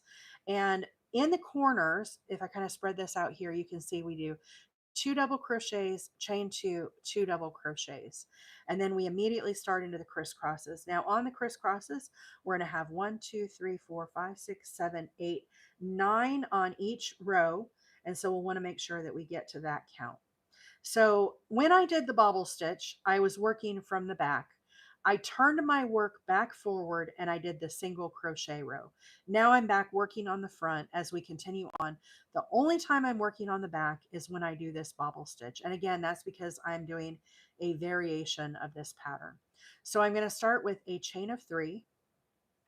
Then I'm going to do a double crochet into the corner, chain 2, and then do 2 more double crochets. And that is our corner stitch all the way around. So 2 double crochets, chain 2, 2 double crochets. Now I'm going to start working on the crisscross double crochets. So on the crisscrosses, what we're going to do, it sounds worse than it is. We're going to skip the first stitch and go into the second stitch with a double crochet. Okay, very easy double crochet. Now all we're going to do is do a crisscross. So I'm going to come back here and pick up this stitch that I missed. So I'm going to do, again, yarn over like I'm going to do a double crochet, because that's what we're going to do. Hey Brianne, good to see you. And then we're going to go under the stitch here, under the 2 bars, the front loop and back loop, put my hook all the way through my work, grab up a loop. Then I'm going to yarn over and pull through 2, and yarn over and pull through 2. It is as simple as that. So we're still just doing 2 double crochets, but we're making them crisscrossed. So again, skip this stitch into the next stitch. We're going to do a double crochet. Now we're going to come back and pick up this little guy that we missed. So again, yarn over, go under both the front loop and the back loop, just like you would a double crochet, all the way through, grab up that loop, yarn over, pull through 2, and yarn over and pull through 2. Again, now we've done another crisscross. Same thing, skip 1 into the next one, double crochet. Now we're going to come back and pick up this one that we missed. So again, yarn over, go under both bars all the way through, grab up that loop, yarn over, pull through 2, and yarn over, pull through 2. Now again, we're going to skip this stitch into the next with our double crochet, and then right back, come and pick this one up that we skipped over. So yarn over under the 2 bars, put your hook through, grab up that loop, yarn over, pull through 2, and yarn over and pull through 2. So we have 4 crisscrosses. We need a total of 9. So we're going to keep going here. Again, I skipped 1 and did a double crochet. And now I'm going to come back and pick up this one that I missed here. Double crochet. Hey, Mrs. Tommy, how are you doing? Am I saying that right, or is it Mrs. Tommy? Tommy. I think it might be Tommy. Anyhow, I'm sorry if I'm pronouncing it wrong. I was thinking it was Tommy, but maybe it wasn't. Um, Yeah, I didn't start doing this type of crochet until a couple years ago. I've never done a corner to corner. Um, I I don't know. I'm not really drawn to a corner to corner for some reason. I really like working in the round like this. I like doing lots of textures, and maybe you can do that in the corner to corner. But this is kind of more my style, I guess. Um, so it's not to say that I won't ever do a corner to corner, but I don't have a big pull to do corner to corner. And I know it is so popular and so many people do it. And then I think to myself, I should do a corner to corner just so that I know what it's like and what everybody is doing. And I know you can do like really cool like graph gans with it and stuff. And I watch Maggie from Maggie, Maggie Unicorn. You guys know her. And she does Miss Tom with an I. So Tommy, I got it. Thank you so much, Miss Tommy. I appreciate that. I always hate to get people's names pronounced wrong. Um, so anyhow, I like watching Maggie, and a lot of times she'll do corner to corner projects as well. And so then I think I need to do one of those.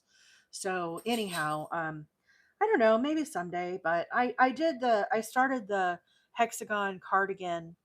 That didn't really take to me either, so I'm not going to finish that project. So I really like baby blankets, and I really like the wheelchair blankets because they work up fast. But maybe I could do a corner to corner wheelchair blanket. I don't know. One, two, three, four, five, six, seven, eight. So this time I only have 8 crisscrosses. So let me go back and make sure I counted this right. I may have counted this row up here. I don't know. One, two, three, four, five, six, seven, eight, nine. I definitely have 9 here.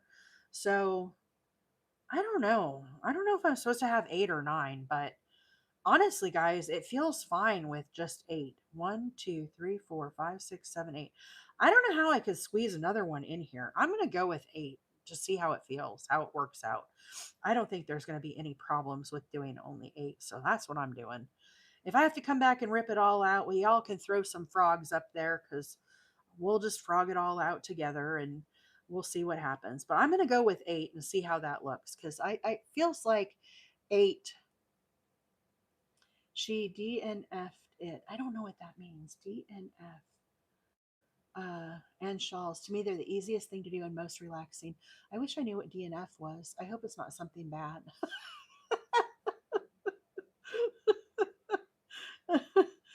Go with the flow. Yeah, I go with the flow. I try to go with the flow.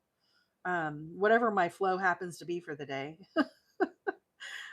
I was on such a roll today with my heart squares. I thought maybe I won't do the ice blue baby blanket. I mean, I had wanted to work on this, but then I thought, well, maybe I should just work on my heart squares some more. I'm having so much fun with it. So, did not finish. There you go, DNF. I see that on Book Talk. Now I know what that means. Book Talk, they say that all the time. DNF. I just DNF'd something on Book Talk myself. I couldn't watch it. I couldn't get into that book. I DNF'd it. I moved on to something else. It's because of the loss of my dad. I'm not that focused right now. I'm too much in my brain, I think. And that book is really complicated and it has so many like different plot twists and stuff that I couldn't stick with it. I just was like, okay, I can't. I just can't. I might come back to it later, but I listened for 3 hours and then I DNF'd it. So I switched to something else. Um, Mama Wheeler says, happy to see you, but I gotta run. Bye. Okay, bye, Mama Wheeler. Love you. We'll talk Sunday, Mama Wheeler. Okay. Or UFOs, unfinished objects. Thank you, Veronica. That's another catchy one. I feel like I'm becoming more hip and cool the more time I spend with y'all. You guys are just making me be like one of the in crowd. I feel like one of the popular kids. I was never one of the popular kids. I feel like I'm a popular kid now. Such a dork. UFO. M Dog says you are hip and cool. Thank you, M Dog. I like to think I'm hip and cool, but I don't know. 1, 2, 3, 4, 5, 6, 7, 8. I think it's fine with 8. I'm not going to try to squeeze another one in there. We're going with 8, guys. We're going to see how this feels. This is why I don't do patterns, right? Because I just do whatever. I feel no bounds. If I was reading a pattern, I feel like I would uh, try to regulate myself, you know? But I don't know. Being the rule breaker that I am, I guess if I feel like doing 8 crisscrosses instead of 9, I'll do 8. And however it works out is how it's going to work out. Mama C said rebel. Yes, April is a rebel in Alabama, breaking all the crochet rules, send the crochet police. Maybe it was never supposed to be 9 to begin with. Who knows? M Dog says, I'm too analytical not to do patterns. I have to follow them to a T, sadly. A lot of times I do follow the pattern. I really like diagrams. Okay. So I know you guys all really don't like diagrams. Well, some of you do. And I'm happy to say some of you guys actually are starting to take a liking to diagrams now because I've been talking about diagrams. But Mikey didn't do a diagram for this pattern. And I was looking at it and I was like, what is up, Mikey? Why didn't you do a diagram for this? I was disappointed in my man. I really was. Because I love his diagrams. And it would make this pattern easier if I had a diagram. Because then I could just look at the picture. So, anyhow, that's why I made a sample to follow. Because I have the pattern for this in my book. I have it right here next to me. But I looked, it doesn't have. Look, here it is right here. Hugs and Kisses baby shower blanket. And I looked again and it doesn't have it. This is all it is these 2 pages. See, that is Summer Mist Throw. Look at that diagram. Bam, love it. This one he doesn't have one for. I guess I could try to look here and see. I don't know how to, what round am I on? You guys could try to tell me the pattern. So round 1, 2, 3, 4, 5, 6. So I'm on round 7. Let's read the pattern. You guys can educate me, except it's chopped off. Oh, look, 9 X stitch and 4 double crochets, 22 stitches total. I'm only doing 8, so I have it wrong. I really don't think it's going to impact it at all, so I'm not going to do it. I'm not going to try to do it. We'll see. If I have to, like I said, if I have to frog it, guys, because it doesn't work right, I'll frog it. I'm fine with frogging it. But for now, let's try to be a rebel and not finish it. Oh, I got to show you guys my other binder that I'm making. Okay, so yeah, I've been trying to teach how to read diagrams. So if you give me a follow down the road here, we'll be doing more diagram work and I'll show you guys this.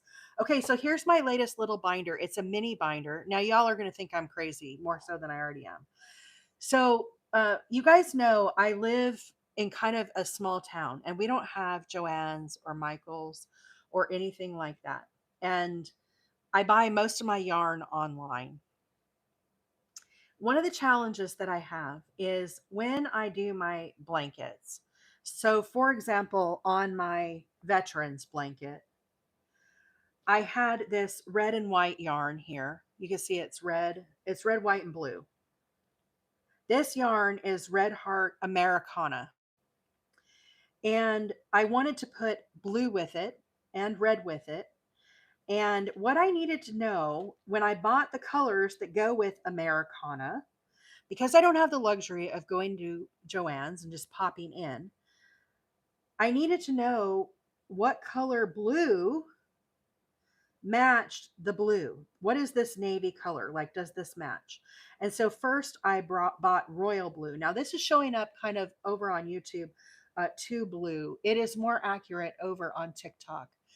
And I thought to myself, as an example, wouldn't it be cool if I had this skein of yarn and then I could bring my skein of yarn over to my Red Heart swatches and match up what color I needed to buy to go with my blanket.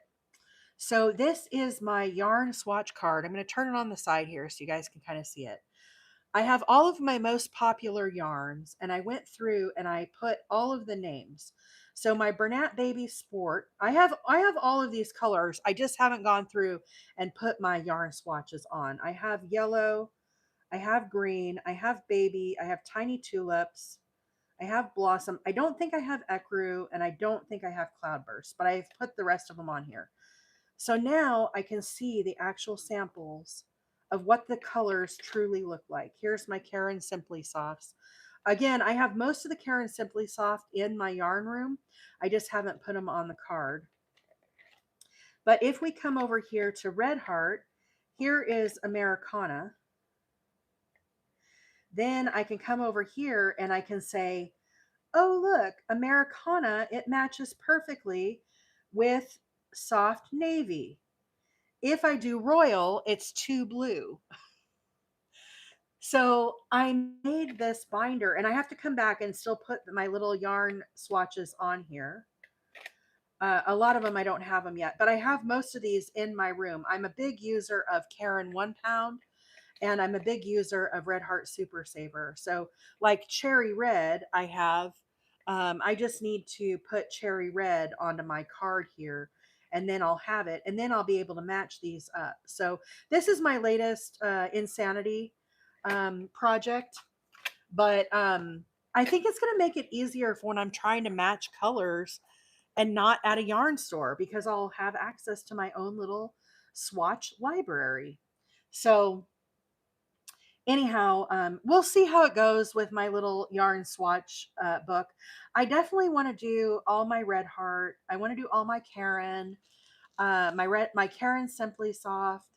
I have a lot of I love this cotton from Hobby Lobby that I use. So kind of the main staples. So for example, like this one here, right, that's all variegated. I'm not going to waste the effort to put this on my swatch cards, because when I do this yarn, I work it up like this. I don't put anything with it.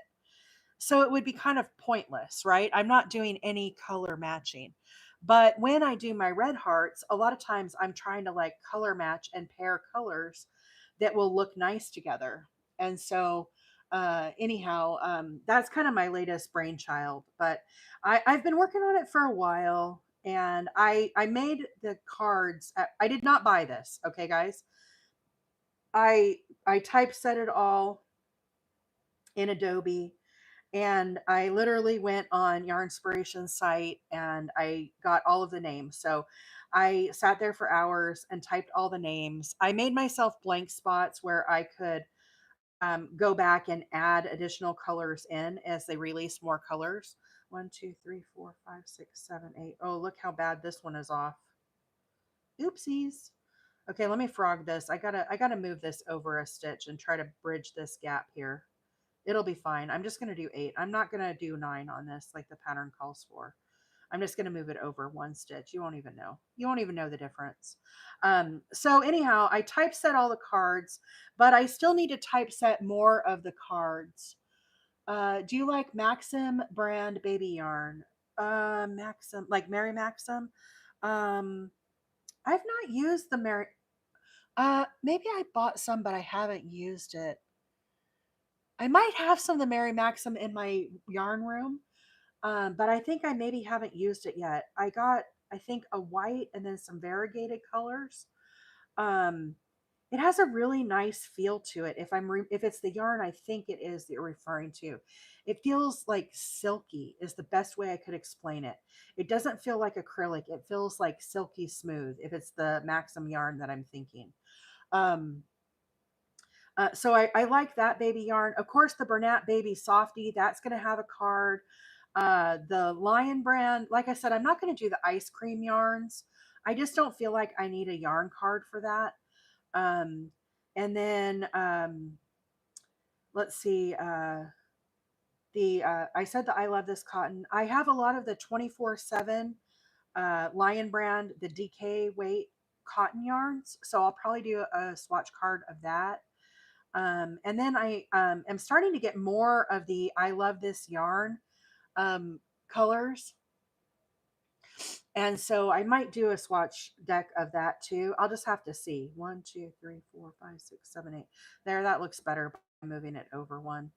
Don't tell Mikey. Mikey will be like, girl, do your thing, whatever. I see nothing. So tips on keeping my tension the same. My squares are triangles. So Holly, you are not alone, my friend. tension is one of the hardest things to do when you're first learning crochet.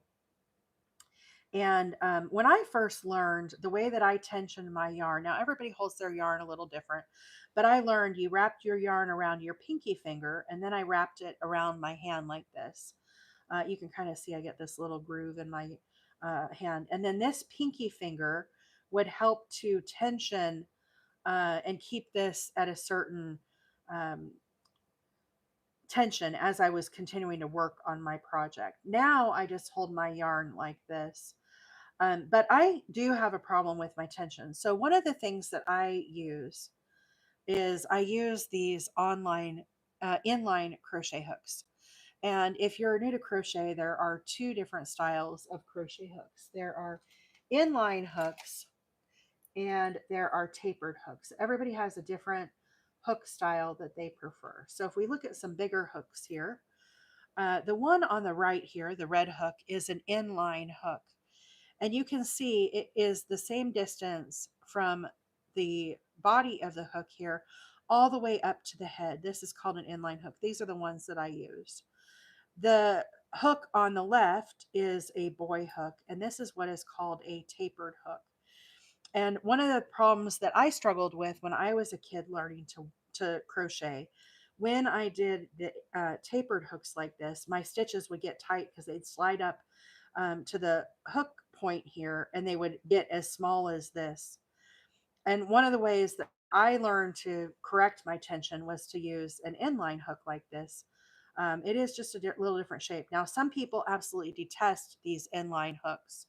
So it is kind of a personal preference thing, but that's one of the reasons why I use them is to help keep my stitch sizes consistent and even. So you could try something like that. But really it comes with practice. Keeping your tension right comes with repetition. And we have a lot of people here watching that are definitely advanced crocheters, intermediate crocheters that have been crocheting a long time. Guys, what are your tips for Holly on keeping her tension? For me, it's a feel thing. I now just pinch my yarn between these two fingers. Somebody on the live yesterday asked about the tensioning ring. I have not used one of those rings, but I know some people will try to use those as a way to um, keep their tension consistent. But it definitely, this whole push and pull thing between your holding yarn here and your hook is one of the biggest challenges. And not everybody holds their hook the same. I learned to hold my hook like this. As I'm doing it, I kind of roll it in my hand like this. A lot of people will hold their hook like a pencil, and so sometimes changing your grip might be something that you could try to do. Like I said, I tend to wrap my yarn like this. So I use my hook to kind of go around. Now, some people will actually throw the yarn or pull the yarn over their hook and do it that way. So you'll see them constantly moving this hand to kind of wrap it around. So it just kind of, for everybody, it's a little different.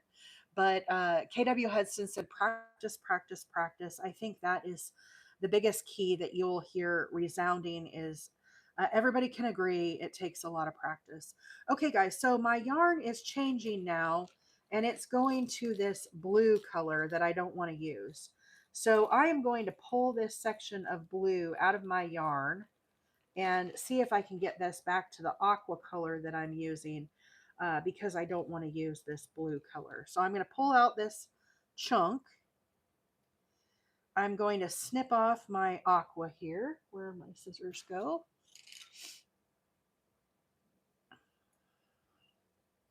Now I'm not getting rid of this blue. I just felt like when I was using the blue color, I'll show you guys up, hold it up against the square. The yarn came with this color of blue. And I just don't like how it looks. It's really more of like a light blue color than an aqua blue. And so it's not showing up. It kind of shows up more aqua blue on camera than it really is, but it's over on YouTube. It's more accurate. It's definitely like a lighter blue. It's not a aqua blue, and so I'm holding this section off, and I'm going to put this in my scrap bag here, and I'm going to come back and use this for a different project. So just because a yarn comes with a certain color scheme, a scheme or pattern, it doesn't necessarily mean that I'm going to stick with it. So that's one of the things that I like to do, is just kind of change it up a little bit. So as I'm getting tied on here, I just try to make sure that the colors kind of match up as best I can. So I'm going to kind of snip these off here and throw this away. Okay, now let me get this new yarn kind of tied on here, and then we'll be back cruising. So again, for this round, guys, all I'm doing is a row of crisscrossed double crochets. And we did these earlier on the live, but I will talk about these in just a few minutes. If you are not familiar with the crisscross double crochet, I will show you how to do that. So let me just move a few stitches in and get this new tail kind of secured in, and then we'll continue along. But thank you guys, everybody, for being on the live with me here. I know this is kind of a unique event for me to be live in the afternoon. I normally am at work, and I don't get to come on live in the afternoon. So I thought I would come on and kind of just say hi to everybody. And no, magic not. No, it's because Gen X. It's because I'm in the middle here. The only way I could do a like my slip stitch that I like to do, my standing, would be if it was in the very beginning. I'll just come back and weave in these tails. I'll weave them in a few times. But I don't like to put knots in my crochet. I'm kind of weird that way. So I'll just weave in my tails, and then kind of make it that way. So I'm coming up on the end here. I've got this little section. Let me talk about these crisscrosses. If you guys, thank you for the Heart Me Bloom 99. I appreciate that. Um, so I'm going to talk a little bit about these crisscrosses. Once I get done here, we're going to do another round of single crochets. Okay, so if we look at this here, I am working on this round right here, and then you can see we have a round of single crochets. And when I'm doing these single crochets, I'm going to talk about the 10,000 follower little prize I'm going to do. So let me finish these crisscrosses and talk through this. And then I'm going to stick around here because I'm going to talk about the when we hit 10,000 followers. Okay. So the way we do the crisscrosses, I'm going to skip this stitch. Into the next stitch, I'm going to do a double crochet. Then what I'm going to do is I'm going to come back and pick up this little stitch that I missed here. And we're going to do a double crochet in that one as well. So I yarn over. I'm going to go under both the front and back loop of this stitch that we skipped. So I just put my hook directly underneath, put it all the way through my work, grab up a loop, yarn over, pull through two, and yarn over, pull through two. So all I did was a double crochet. The difference was we just put it back here instead of just going in order. So again, I'm going to skip this stitch. Into the next stitch, I'm going to do a double crochet. Hey, Texas Whiskey, how are you? Now I'm going to come back here and do a double crochet in the one that I skipped. So yarn over, go under the front and back loop only, grab up a loop, yarn over, pull through two, and yarn over, pull through two. Again, skip one into the next, double crochet. Now I'm going to come back and pick up this one that I missed with a double crochet. So just crisscross them over. Skip this one, double crochet into the next. Yarn over, look for the one we skipped, go under both bars all the way through, grab up that loop, yarn over, pull through two, and yarn over, pull through two. Now let me see how many we've got here. 1, 2, 3, 4, 5, 6, 7, and 8. I'm doing 8 for this round, and then I'm going to join with a slip stitch into the corner. And once we get to the corner here, like I mentioned before, I'm just going to be doing a row of single crochets all the way around. So I made an announcement yesterday on the live for those that did not get to hear it. We are, believe it or not, very close to 10,000 followers here on my channel. Never in a million years did I think I would have this many followers this fast. I started going live with my crochet. July 5th was my first day to do it. And I was so scared. I was shaking in my boots. But you guys were all so kind. And a lot of you guys on here today were with me on that first live and so supportive. And you just made it so much fun and really gave me the confidence to keep coming back. And I really appreciate that. It has been such a pleasure to get to know each one of you over these past few months as I've done my crocheting every day, that I come on live and just kind of chat and get to know each other. It's really awesome. And it's been really cool. And I was talking to Mama Wheeler, and she said you should do something for when you get to 10,000 followers. And I said, I think you're right, because never in a million years did I think I would get even close to that. I thought it was crazy when I got 1,000. And so, anyhow, in 5 very short months, we are nearing the 10,000 mark. And I am going to give away a blocking board. And I don't know if you guys know what a blocking board is, but when you do squares like this, or like the squares we did yesterday, the little granny squares, it works really well if you block these with the pins on the board.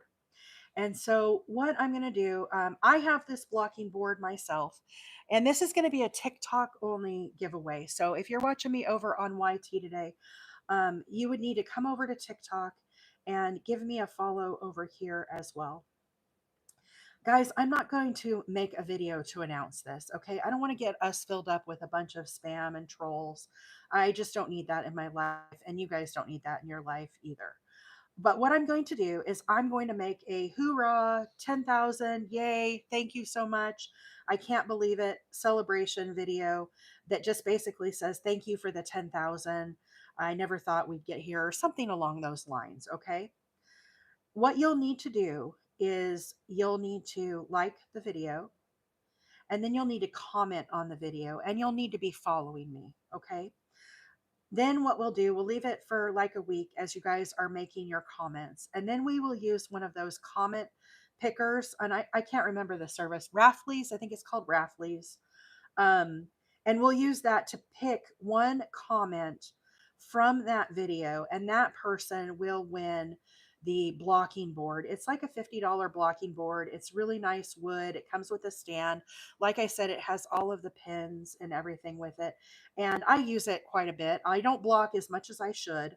I'm kind of lazy, but I thought it would be a really nice um, follower giveaway. Okay, so you don't have to be a subscriber. We do subscriber giveaways as well if you want to subscribe to the channel. This is different. We do a subscriber giveaway once a month. This is outside of that. So this will be when April hits 10,000 followers. And guys, I don't know when that's going to be. Okay, I don't know how many we have. Yesterday we got 210 new followers when I was on the live. So, we could reach it sooner than I think. But I know we're not there yet. So again, when we do, I will make the video, and then you'll have to go on and like the video, make a comment, and then we'll do a comment picker. So I hope that sounds good to everybody, and I hope you all like that and you're excited about that. Um, it's just a little way for me to, give something back to all of you guys, because you guys over the last 5 months, seriously, I love you all. It is so, so fun every time I come on live. And if you're a new follower, I see new followers popping up over on TikTok. Thank you for the follows. It's not just about me, it's about this community that's here. And normally, I go live every Tuesday, Wednesday, and Thursday mornings at 7 a.m. Central Time. And I stay on for an hour and a half. And I know that's early in the morning. And a lot of times people can't be up early every morning to see me doing my crocheting. Now, with that being said, I do have a YT channel as well. My handle is Wheeler8Acres. And I do post content over there as well. I am live on YT right now also. So, Patty Cake says, hi from Greenville, South Carolina. I love to crochet too. Nice, nice, Patty. I am in Rainsville, Alabama. So, we're pretty close, not super close, but we are kind of over in the same neck of the woods, if you will. I'm just a little further east than you, but I definitely looked at the Carolinas when I was looking to relocate from Arizona. We moved here about 4 years ago, but I love to crochet, so you will love it here. Like I said, it's not just me, but it's this marvelous group of folks that we have following. It's a safe space. Anvil and Gen X are the moderators that help me out. I could not do it without these two. They really make my life so much easier on the live. A lot of times I'm rambling away and talking about stitches and everything, and they help kind of run the show. They keep me in line. These girls do. So anyhow, it's awesome, but it's not just them. It's all of the followers, right? It's everybody that comes on and participates and chats, and so anyhow, it's just a marvelous group. So Texas Whiskey said we have 116 more to go to be a follower. Miss Tommy, I grew up in Prescott, Arizona. I lived my adult life in Phoenix, and I absolutely hated Phoenix. I'm kind of a country girl at heart. I know Prescott isn't the country, but I grew up in the pines and the forest and out traipsing through the woods and stuff. And so Phoenix was just, I had to be there for work. My husband and I both did. And with COVID, we just decided to make a change. So we literally put our house on the market and packed up and moved across the United States. And we found a place here in Alabama. I still work remote in Arizona. My company that I work for is based in Tempe, and I'm in the printing business. So we do vehicle wraps, trade show graphics, point of purchase displays, all that kind of stuff. So that is what I do for a living. Crochet is just kind of my hobby, and like I said, I come on and chat with crochet friends. So and my name is April. If you're a new follower, my name is April, and thank you for the follow. Like I said, I hope you have fun here. That's all I want to do is have fun and talk about crochet. So we keep it pretty lighthearted around here. The pattern that I'm working on today is the Hugs and Kisses baby shower blanket. This is a blanket that is worked, the term is in the round, and that means you start here in the center and you go around and around and around. This is a free pattern by the Crochet Crowd. Mikey has both the written pattern and also a YouTube tutorial of how to do this blanket. But I'm making a baby blanket, and so we're just doing these fun blue colors. I did color control the very center here, and now I'm just going to let it flow. So however this yarn comes off the skein, I'm going to just go with it. But I controlled all the way through these baubles here because this will be the focal point of my baby blanket. So we finished this row of crisscrosses here. And now we just did this row of single crochets as I was yakking away about the giveaway. And now I'm going to come back. This is a very easy row of just double crochets. Okay, so in the corner here, I'm going to do two double crochets, chain two double crochets. This is, I believe, the beginning of the repeat. So you can see here we did double crochet, single crochet, crisscrosses. So here is the double crochet, single crochet, crisscrosses. So we're kind of back to the repeat, but I didn't have to work today, so I've been on since 1. I'll stay on as long as people are interested and just see how it goes. My voice might start to peter out because I've been talking for a couple hours now, but anyhow, as long as you guys want to listen to me ramble on, I will hang out with you because it's very abnormal that I get to come on in the afternoon on a weekday because I typically am at work. So, and we've made some new friends today, so that's really pretty cool. Miss Mary says that is one of my favorite baby patterns. It is for me too. I really love it. I love the Hugs and Kisses. I do that one as well. The Hugs and Kisses goes up and down. It's like the sister pattern to this. And I make that one a lot. I make that also for other types of blankets. So here is the sister pattern. I can reach it next to me on the couch. This is the Christmas blanket that I have in the works. This will be for my Christmas next year, but this is the same style of pattern. This is the Hugs and Kisses. You can see the baubles here and how this goes up and down. This is the chevron of the kind of grouping of these patterns. So I'll move that to the side. Uh-oh, don't lose my crochet hook. I'll never be able to find it, and then we'll have a huge disaster on our hands. Hang on, I've lost my I got my yarn tangled up in the. Okay, we're back. Don't worry, we're back. What pattern were you testing out for the sherbert? I don't have the sherbert next to me, Mama C. I was testing it with this same pattern though. I'm going to be doing this one on the live on Tuesday. This is the birthday cake yarn. If I can get it. Sorry, my pile of my leaning tower of crochet over here next to me on the couch is sliding everywhere. I'm going to do this one Tuesday on the live. I was doing the sherbert with this, but I'll come back to the sherbert. But I'm going to do this pink on the live. This pattern is the spiked sedge stitch. I'm going to do this on Tuesday, spiked sedge stitch in the colorway birthday cake. This is a nice squishy blanket. Same yarn. This is ice cream, Lion Brand ice cream. It's the same type of yarn that I'm using today. Same manufacturer. This is just the colorway called Blue Moon. This is what this one looks like. I'm not doing this blue that's here. I'm pulling that out. I'm just doing the aqua out of it. So anyhow, as I was mentioning this pattern, right now I'm just going to do a row of double crochets the whole way around. So I'm just going to go under both the front loop and back loop. Nothing fancy about it. Just a row of single crochet or double crochets all the way around.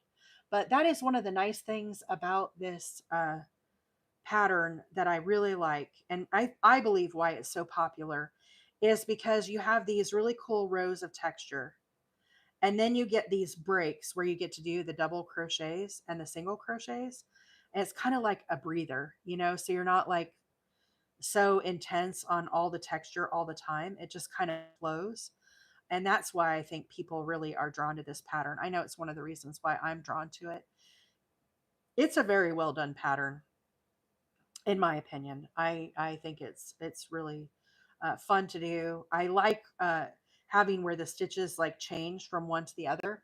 I really like doing that, and so I think that's just a fun treat. But wow, 29,000 likes over here on TikTok. You guys are awesome. I see all those hearts flying up the screen. Thank you so much, everybody, for liking the live today. I'm really glad that I got to be here on my day off. I can't think of a better way to spend it. Honestly, my husband's at work. My puppy dog is over here asleep. It's been raining on and off today. It's kind of not raining right now, but it was really coming down when I first started the live, and it's kind of relaxed a little bit. The birds, the house finches this morning in the feeder. Oh my goodness. It was like we had every house finch from miles around in the feeder this morning. Everybody was looking for a treat. It's been kind of windy and, like I said, overcast and rainy. So it's kind of glum outside. But that's one of the nice things about crochet. You just pick a fun color and you can kind of escape. At least that's how I think about it. Uh, I'll be working on fun summer colors and it's like 30 degrees outside, and I don't know, it just makes me feel better. Am I alone? Am I the only one that thinks that? Denise says that is super cute. Thank you, Denise. I appreciate that. I love doing baby blankets. They're probably hands down my favorite project to do. And like I said, I donate them down to the NICU down in Florida where my sister-in-law works, but I know there's other places you can donate them as well. Um, so it's just a nice little. I like it because they're small. If I'm being honest, I like it because they're small. They finish up fast for me. Same thing with the wheelchair blankets. The wheelchair blanket that I like to do, the one of them is the Modern Ripple by Amanda Crochets. You guys have seen me do it before. And it works up so quick for me, and it's just double crochets. I don't have to do a lot of thinking. And I can do a wheelchair blanket in like 7 hours. So within a few days, I can have a wheelchair blanket done if I kind of stick with it. And then I can do something else, right? I can get it off the hook and move on to something else. So anyhow, it's just a nice way. Mrs. Tomei says, I love escaping into my projects. I do too. I don't know, it just changes like the whole vibe of my day. Like It's a fun feeling. Queen 530 said, I was trying to have a pajama day, but I've got to go out shortly.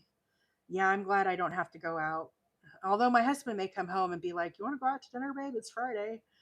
And some days he's tired though, and he'll just be like, "What's for dinner?" And I'll be like, "Leftover ham from Christmas." So we'll see.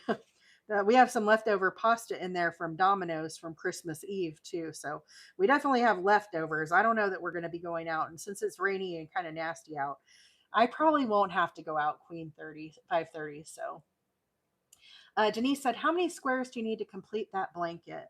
So this particular blanket, I'm not going to be doing individual squares. I'm going to do just one square. And I'm going to go around and around and around, repeating the pattern until I get it to between 30 and 36 inches square. And so this is a repeating pattern. And if you look here, we started here with a double crochet. So I'm officially on the repeat now. So once I get done with this double crochet, I'll do the single crochet, then I'll do the crisscross, another single crochet, then I'll do the bobble, and I'll just keep repeating. So I'll do basically this chunk, and then I'll do another one of these and another one of these, and I'm just going to keep stacking on top of each other. So that's one of the reasons why I do like this pattern, is because I don't have to sit here and look at a pattern. I can just crochet and look at the row below. So once, like I said, once I get done, here's the double, I can look here, here's my double, and then I'll do a single crochet. So it just makes it so that I don't have to refer to anything. I can listen to my book, or I can, um, just kind of chill and veg as I'm crocheting. Now, with that being said, you could very easily make this into different squares. So for example, you could make this, you could stop right here or something, and then make another one and another one and another one.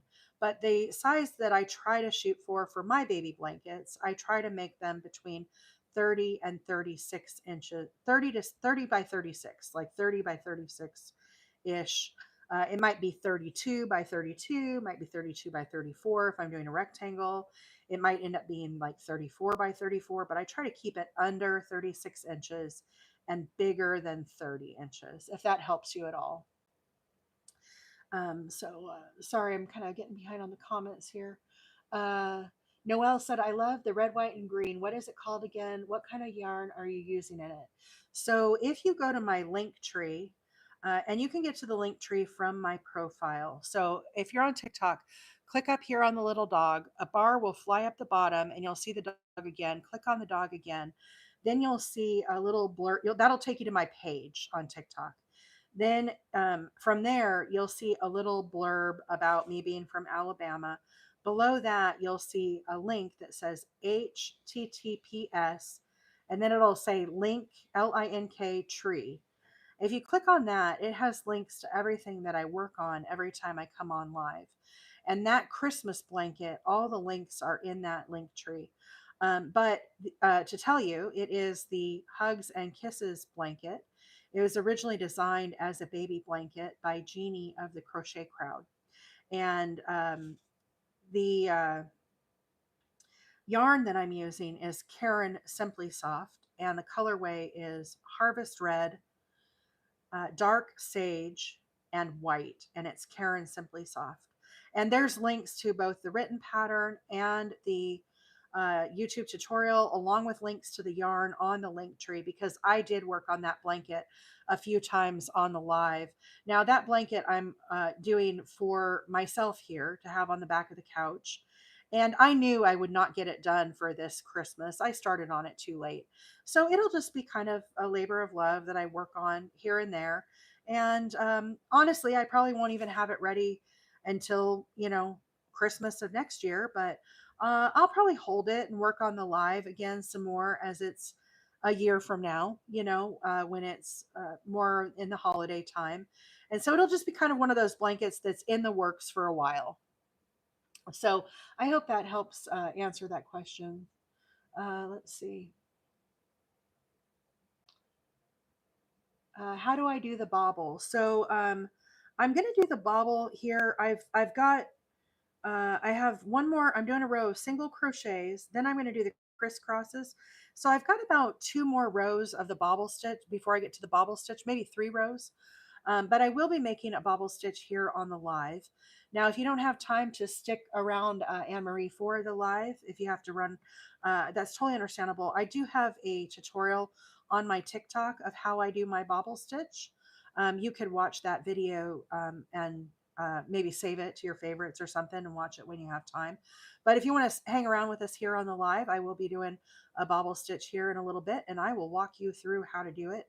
Right now, I'm just doing a row of single crochets the entire way around. So this is kind of a relaxing area of the blanket where you do these. I did the double crochet. Now I'm doing the single crochet. I'm just letting the colors flow of this yarn. I'm not doing any controlling of the color. I controlled it here in the very middle, but now I'm just kind of crocheting and chatting and letting these stitches come off the hook. And once I get to the bobble stitch, I will walk you through that. I'm going to walk you guys through how to do the crisscrosses as well. That'll be coming up on the next row. So I will be doing some stitch training here in just a few minutes. But I'm just going to kind of try to fly through these single crochets. If you're wondering why I'm not explaining what I'm doing, I'm just doing a row of single crochets the whole way around. In the corners, you do a single crochet, chain one, and then another single crochet. So let's see. I'm doing my square blanket in variegated yarn and all double crochet cross stitches. Amanda, that sounds so nice. I love doing the cross double crochet. It's the stitch she's talking about, guys, is this stitch right here. And I do this a lot on baby blankets. If we look here, this is one of my favorite patterns to do on my baby blankets. This is the crisscross double crochet. This is Baby Kate's blessing blanket, but you can see I'm done the crisscrosses and then a single crochet. You just alternate back and forth. I like to do it in white, and then I come back and do a colorful edging on it. You could do it all in white if you wanted, but that pattern is by Tiffany at Daisy Farm Crafts. It's called Baby Kate's Blessing Blanket. You can see here it's utilizing the same stitch. So this double crisscross is the exact same thing. So what Amanda is saying is she's doing all crisscrosses. It's a really fun, relaxing pattern to do. I do it a lot. It's very enjoyable. So I'm glad you're doing that. That is really cool. Can I do that bobble on a beanie stitch? Asked Sheila. You absolutely could do it on a beanie. I'm sure there's patterns that have it on the beanie, but the one thing that you have to remember about the bobble stitch, which makes it kind of a unique stitch, the bobble stitch texture. So this texture that we're seeing here is actually the back of the stitch. So when I make this bobble stitch, I worked it from, this is the front, and you don't see that texture. So this pattern itself actually calls for a popcorn stitch. And instead, I turned my work and did a bobble stitch. So I kind of changed up the pattern. These guys will tell you I'm kind of notorious for doing that. But I really like it with the bobble stitch better than the popcorn.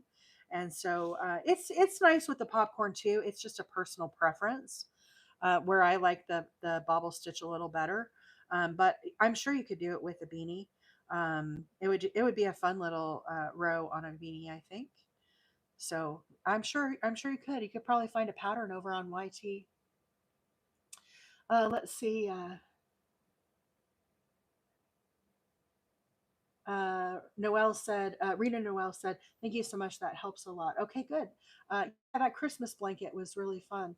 Miss Mary said, make a fair project and it will be done in time for Christmas. Yeah, Miss Mary, you're not kidding, girl. I gotta start thinking about what I'm gonna be doing for the county fair next year. I feel like I'm kind of behind the ball here. I usually have my projects kind of lined out. I haven't officially decided what baby blanket I'm gonna put in the fair this year. Um, I don't know. This Hugs and Kisses might be a fun blanket for the fair. We'll have to see. Like I said, I'm undecided. I need to start putting some thought into that and maybe get a plan. I definitely I'm definitely a planner in my personality. I'm sure you guys have kind of picked up on that. I like things structured and organized. I tend to thrive better in that type of environment. Um, and I like routine. I like, That's why I come on live at certain times. Some people are like, I don't know when the next time I'll be on live. They're kind of more spontaneous. I'm not a very spontaneous person. So even today, to come on live at 1 o'clock in the afternoon is very abnormal for me. But normally I would be at work, so I wouldn't have the opportunity. So I thought it would be just kind of something fun and different to come on and try and see if I could meet some different people other than our fun morning crowd that we have. Make some new acquaintances. So definitely have seen some new followers popping up over here on TikTok. So that's pretty cool. I'm glad to have new people here join us. And anyhow, so yeah, Miss Mary, I definitely got to start thinking about my fair projects.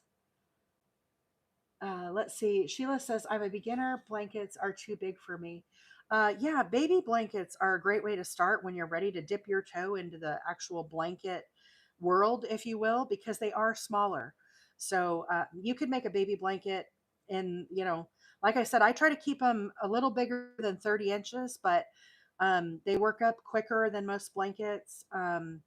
Rather than like trying like a full size lapkin or something, a baby blanket is a nice way to kind of ease your way in, like stick your big toe in the water and kind of feel it out.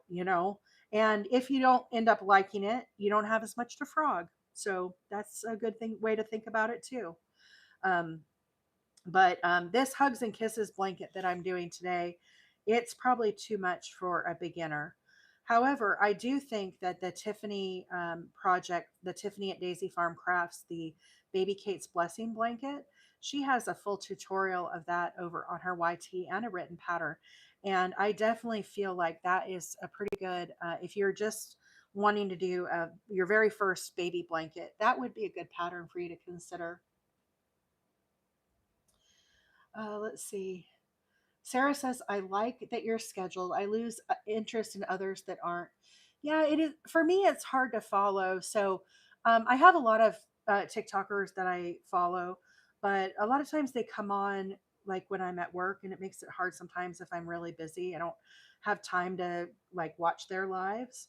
And like one of the gals I really enjoy watching, it's not, I like Maggie Unicorn, and I'm sure you guys know her, but there's a gal in England, and her channel is Unicorn Puffs and Rainbows, Unicorn Puffs and Rainbows, I think. And I love just listening to her. I can put her on at my desk when I'm working. I love listening to her English British accent. I guess it would be as a British accent, as she talks about crochet and has her cup of tea. She calls coffee brew, and so she'll say when we go for a brew, and she has a boat, and I really enjoy watching her. I don't know what her real name is, but she's Unicorn. I think it's Unicorn Puffs and Rainbows, and she's somewhere in Europe. And I really, really enjoy watching her and or listening to her. A lot of times I'm working, so I'm not technically watching. I'm just kind of she's in the background, and she doesn't come on at a specific time. To what I'm trying to say, it's sporadic. She comes on when she can, right? And so a lot of times I don't get to catch her. I do think if I knew she came on at 3 o'clock at such time, I would be more apt to tune in and catch her when she does go live. Now, I do have it set for all notifications, and you guys know how to do that on your TikTok so that every time, she goes live, I do get an alert. But I'm, like I said, I'm more of a structured person. Creative Grandma and Cody, I know that they come on live every Tuesday morning. I think it's 11 o'clock my time. Don't quote me on that, but I know to look for their live around that time on Tuesday. So I make it to theirs every week because I enjoy watching them. I like seeing the progress that Cody is making on his crocheting. And so, I make an effort to tune in every week. But again, I know it's at a set time, but that's just kind of more my personality. Like I said, I'm not super spontaneous. I'm more of a by a schedule kind of person. So that's kind of how my lives are as well. So, Sarah, I'm glad you like it that way because if I had to come on just like random, I don't know that I would be as consistent with it as I am today with my lives. And I like to have, I think it's because Mama Wheeler was a teacher. You guys know I schedule my events out. So I always know like what's coming so I can be prepared. So I know on X day I'm going to be working on the American Patriot blanket. I know on Monday I'm going to be working on the pink blanket, you know. So um, I just kind of helps me to keep myself organized, I guess. But like I said, I'm different that way. I know some people are way more spontaneous, and they would really go crazy if they had to be like me, where they were on like a schedule. So everybody's different, but that's a nice part about it. Yeah, I made a twisted ear warmer on YT. We made those on the live. I don't have any of them next to me. I would show you, but it's cute. Yeah, there is a video over on YT. Let's see. Gen X said, "I just started in August." Excuse me. My first four projects were blankets that I designed. That's awesome. I didn't know that, Gen X. That's really cool. Amanda said, "I'm new to crochet and hoping to do bigger projects as I progress." Yeah, it will come with time and practice. Sheila said, "I've been doing ruffle hats." I made a ruffle hat on the live, and I really enjoyed it. I throw it on here every now and then when I go outside. So anyhow, Amanda said, "I hope I can catch you in the mornings." Yeah. So like I said, there's already two events scheduled for this coming week. I know the one on Tuesday is this pink blanket. So this pink blanket we're going to do Tuesday morning. This stitch is the um, spiked sedge stitch. If you're interested, it's spiked on both sides. It has the texture. So we're going to do this on Tuesday, and then one of the blankets I'm going to do. I think I'm going to do this one on Thursday, but I can't remember the date for sure. It might have been the following week. Is the American Patriot. This is my own pattern. I still need to make a diagram for this, so I think I scheduled this for January 7th. um, that I'll be working on this one on the live. And this doesn't have to be a Patriot blanket. Here it is also worked up. This is the first rendition that I did in the colorway pink. This is the red heart color jazzy. It's an ombre yarn that I started working on it. So it'll be able, this is the with love pattern. I created this pattern. I started working on it the morning that my father passed away. My father passed away Saturday morning, and I was just kind of not feeling great. You know, I was pretty down, and kind of how I deal with that stuff is through crochet. So I made the with love pattern for my daddy, and I'll be using it with lots of different colors throughout the coming year as I, think about him and memorialize him and.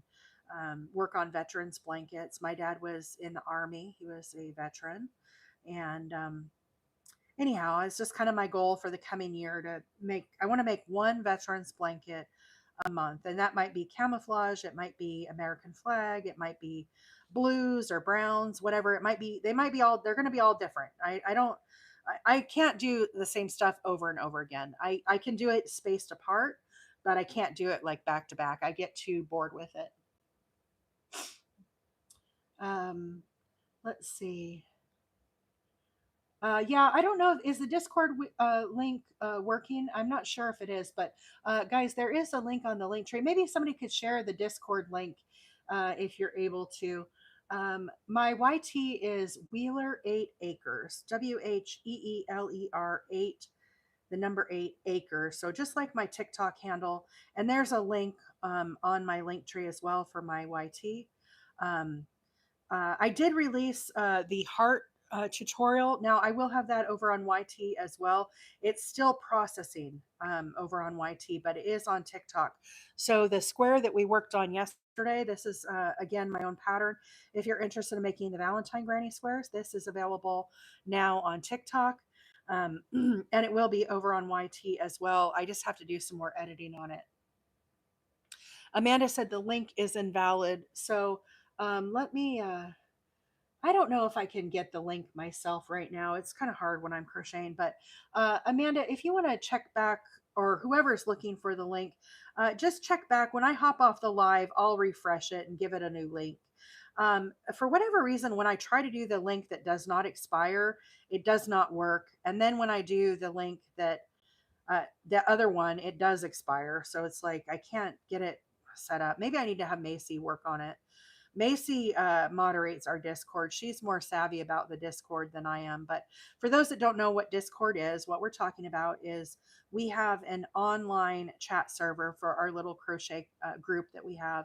And you can get on there and share your projects and your works in progress, ask questions, share patterns. If you get yarn deals or you get new yarn you're excited about, if you want to share pictures of your dog, whatever it is, whatever you're feeling for the day. We've all become kind of fast friends since I've been on TikTok. And so a lot of you guys already knew each other and then just kind of found me because y'all are crocheters. So a lot of you guys already knew each other before, but it's the group continues to grow as I spend more time online and more people kind of trickle in and find us. So the Discord's just a fun way to, share more in depth. And on TikTok, you can't DM pictures. It's one of the things I really dislike about it. And so that's why I created the Discord, is that so that we could share pictures and videos and that kind of stuff. Because sometimes you don't want to publish a video over on TikTok. It's just like, this is my work in progress. There's nothing to like publish. Jen X said she's working on her 5th twisted ear warmer right now. Is that the pattern that I did, Gen X? Or are you working on a different twisted one? There's lots of twisted ear warmers, but I made one. Was it a week ago that I did it? I've lost all track of time, guys. Everything kind of flows together. But that twisted ear warmer is really cool. I think I made like 6 of them. It's just a fun pattern to do. But there is a tutorial over on YT for that. Gen X says, nope, not your pattern. Yeah, there's lots of twisted ear warmers. Joyce said, I like that you have a schedule. I listen while I'm getting ready for work. Yeah, we all can have our routines. Let's see. Sorry, guys, I'm a bit behind on the comments. I'm just kind of trying to catch up. Hey, there's Mrs. B's niece. How are you doing? I haven't seen you for a while. I hope all is well. I keep seeing all of your awesome creations. Your little plant holder crochet turned out so nice. Bees Knees, you guys, if you want to spam the yarn ball with chat, if you want to follow each other, you can too. Just spam the chat with yarn balls if you're looking for followers and you want to grow your channel. We haven't done that in a while, but feel free. You could follow the moderator account too, but I keep seeing all of your posts over there, Bees Knees, and so I always try to comment when I see it because it's your stuff you're making is so neat. I try to comment on all your guys' stuff, but sometimes I miss it. I'll be honest. It's between all of the things I do plus working full time. I'm not on social media as much as I probably should be, and on the TikTok. Um, Most of you are saying like I need to be less on social media, and I'm over here saying I need to be more on it. I try to have balance in my life, but between making videos and working and crocheting, it's like I sometimes don't have a lot of time to sit there and watch videos, but I definitely try. And when people tag me and stuff, I definitely try too. So if you guys make any of like the heart, if you make the Valentine and you post it, be sure and tag me in that. I'd love to see it. I started doing more colors of that. Did you guys see the colors? Where'd they go? Oh, they may have fallen on the floor. I had too many. Oh no, here they are.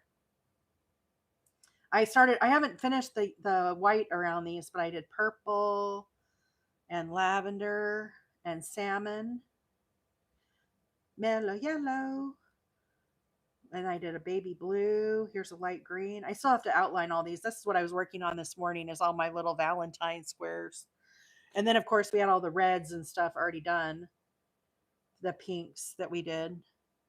But I released the full tutorial of this. If you guys haven't seen it, it's on my TikTok already, and it's going to be over on YouTube soon too. I just have to finish editing it. Kind of takes some time. So anyhow, check it out. Maybe save it for later if you're interested in making a Valentine granny square. But I did those on the live. I think I was on like 3 hours yesterday. I was on for a long time. And anyhow, I'm starting to get a little hoarse today because I've been on for a while. Oh, thank you, Mama C. I appreciate that. Mama C shared the Discord link. If you guys want to get on the Discord, see if this link will work for you. So anyhow, yeah, if you missed the live yesterday, though, the Valentine granny square is really fun. It's my pattern that I came up with. I think it's more like an intermediate pattern. So if you are a beginner, it might be too difficult. I'm not discouraging you from trying it if you want to try it, but you could definitely check out the video and maybe save it even for when you're more advanced down the road. It's somebody was saying they're going to make a cute like little purse with it, or like maybe a market bag or something. I think that'll be nice. So I haven't been counting my crisscrosses. I've been talking. I hope I don't have to frog. Here we go. I got to count these crisscrosses, guys. Bear with me here. 1, 2, 3, 4, 5, 6, 7, 8, 9, 10, 11, 12, 14. 1, 2, 3, 4, 5, 6, 7, 8, 9, 10, 11, 12. I have 14 on both sides so far. 1, 2, 3, 4, 5, 6, 7, 8, 9, 10, 11, 12, 13, 14. Whew, I don't have to frog. I have 14 crisscrosses on each side. So, guys, I'm going to talk about these stitches if you want to know, because I haven't. Frostbit said you were on from 8 a.m. to 12:30 yesterday. Wow. So I was on for 4 hours yesterday. That's a long time. I don't know how many hours I've been on today, but my voice is starting to go, if you can tell. Um, let me get a drink. I have some Orange Crush. It's not coffee season. I have my Orange Crush soda pop though. Soda pop's so bad for me, but I really like the orange. When I get pizza, I like orange. Is that weird? Whenever I order pizza, I like to drink Orange Crush soda. Everybody has their own little thing. Hey, Ruby, how are you? Nice to see you. Let's see. Patty Cake says, are you going to make all squares and then connect them into an Afghan? Yes. So, not this blanket, but all these hearts I made, I'm going to make a wheelchair blanket out of these. So, I'm going to sew them all together. I'll sew them on the live when it'll be an event. One of the days I will come on and I'll show you guys how I am sewing all these together. So, all of these that I was working on, I still have to do the outer row of white on them. I kind of worked up this part of them this morning. I made all these this morning before I came on the live. So I've just been kind of having a lazy crochet day. Bee's Knee said, I just made a farmer's market bag from Granny Squares. Came out real cute. Yeah, that would be cute. I think those heart ones would be kind of cute for Valentine's Day in a market bag. Queen 530 says she loves Grape Crush. Yeah, I don't know. It's the orange for me with pizza. I don't know what it is. There's something about it. It's kind of weird. But and I don't remember ever drinking Orange Crush when I was a kid eating pizza. This is a new thing for me. When I was a kid growing up, I always got root beer, and I love root beer with my pizza. But for whatever reason, I'm on this Orange Crush kick. And like I said, for New Year's, we got Domino's, or not New Year's. It's not New Year's yet. For Christmas Eve, I ordered Domino's because I didn't want to cook. And so then I got Orange Crush with it. So therefore, I'm having Orange Crush today. Boy, my voice is really starting to grow, really starting to go. Let's see. Let's see. The African, are you making for someone special? Um, the flower one. My market bags. I was gonna try to get them all done for Christmas this year, but the handles were taking me too long, and I don't like to make the handles, so I put them all on hold because I want to come up with a better way to do the handles. They just were taking like entirely too long, so um, I don't know. I don't know if that question was for me, but right now I got to figure out a better way to do the handles that don't take so long because it's very mundane and monotonous, and I really am bored with it, and I don't want to keep working on them. So I have a stack of market bags that are unfinished. Uh-oh, my yarn's changing colors. I gotta pause for a yarn change. Um, let's see. Patty says, I love grape soda. They're good. Yeah. Thank you, Donna, so much. I appreciate that. Bye, Amanda. Have a good weekend. Let's see. You can take some ideas off YT for handles and try looking at videos. Yeah, I need to do that. Patty Cake, I need to just take some time. So, guys, this yarn, when it comes, it came with Can you see this dark blue here and then the turquoise? What I'm doing, I don't like how this dark blue looks. So all I'm doing is pulling out this section of dark blue and light blue because it doesn't really like correspond with what I'm doing. And I'm going to use this all for something else. So when it changes colors here, you can kind of see it. It's very obvious on this ice cream yarn. I'm just cutting this off, and then I go to where it switches back to the aqua color, and I'm going to save all of this chunk of blue. I'm putting it in my fancy Great Value Ziploc, and I'll come back and I'll make a blanket with this blue color as well, or squares, or I'll do something with it. Let's see. Susan said, "Hello, happy Christmas." Hi, Susan. How are you? Queen says, "Gotta go. I'll be back and see you if you're still on." Okay, Queen 5:30. Have fun on your errand. Be safe out there. Thanks for stopping by. Let's see. KW Hudson says, "Do you ever make scrap blankets?" Um, so I have in the past. There's one on my page that I made with my grandma, and it sits on the back of my couch. It's actually a granny square scrap blanket. Um, and I it's very sentimental to me because I don't know if I like this. Let me sorry, I'm noodling. I want to make sure I have enough yarn to tie on here. Um and so my grandma used to crochet. I learned to crochet from my mom and my grandma. And I learned when I was like, I think it was like 9 or 10. It was a long time ago. I'm 49, and so I've been crocheting for like 40 years. And my grandma got to a point where she could not crochet anymore, and she still had all of her quote stash, like we all have our stash. And when I would go and visit my grandma, she would love to pull out her whatever yarn that she had come across in the house. And it was always, smaller little balls of yarn, which we've all got them around, right? It might have been something like this, right? Where it's just a little bit of yarn. And what I did is I would make those into granny squares and I outlined them all in black. And so it's like a stained glass granny square blanket that I made with all my scraps. So it's like a scrap gown. And it's just very sentimental to me. Like I said, it sits on the back of my couch. My grandma, she would pick out the color that I was going to do next when I was there visiting her. And we would spend the weekend crocheting. I would crochet, she would pick out the colors, and we worked on it together. And so it's, again, very sentimental to me. But that is kind of how I use up my scraps, as a project like that. And the other way that I'll do it is like these squares that I made today, right? I had some scraps of yellow, so I just paired it with the white. And this is kind of a great stash buster if you've got scraps. I use the light blue scrap, the purple scrap, whatever you've got kind of laying around. When Caroline made this square yesterday after the live, she used a scrap of green that she had.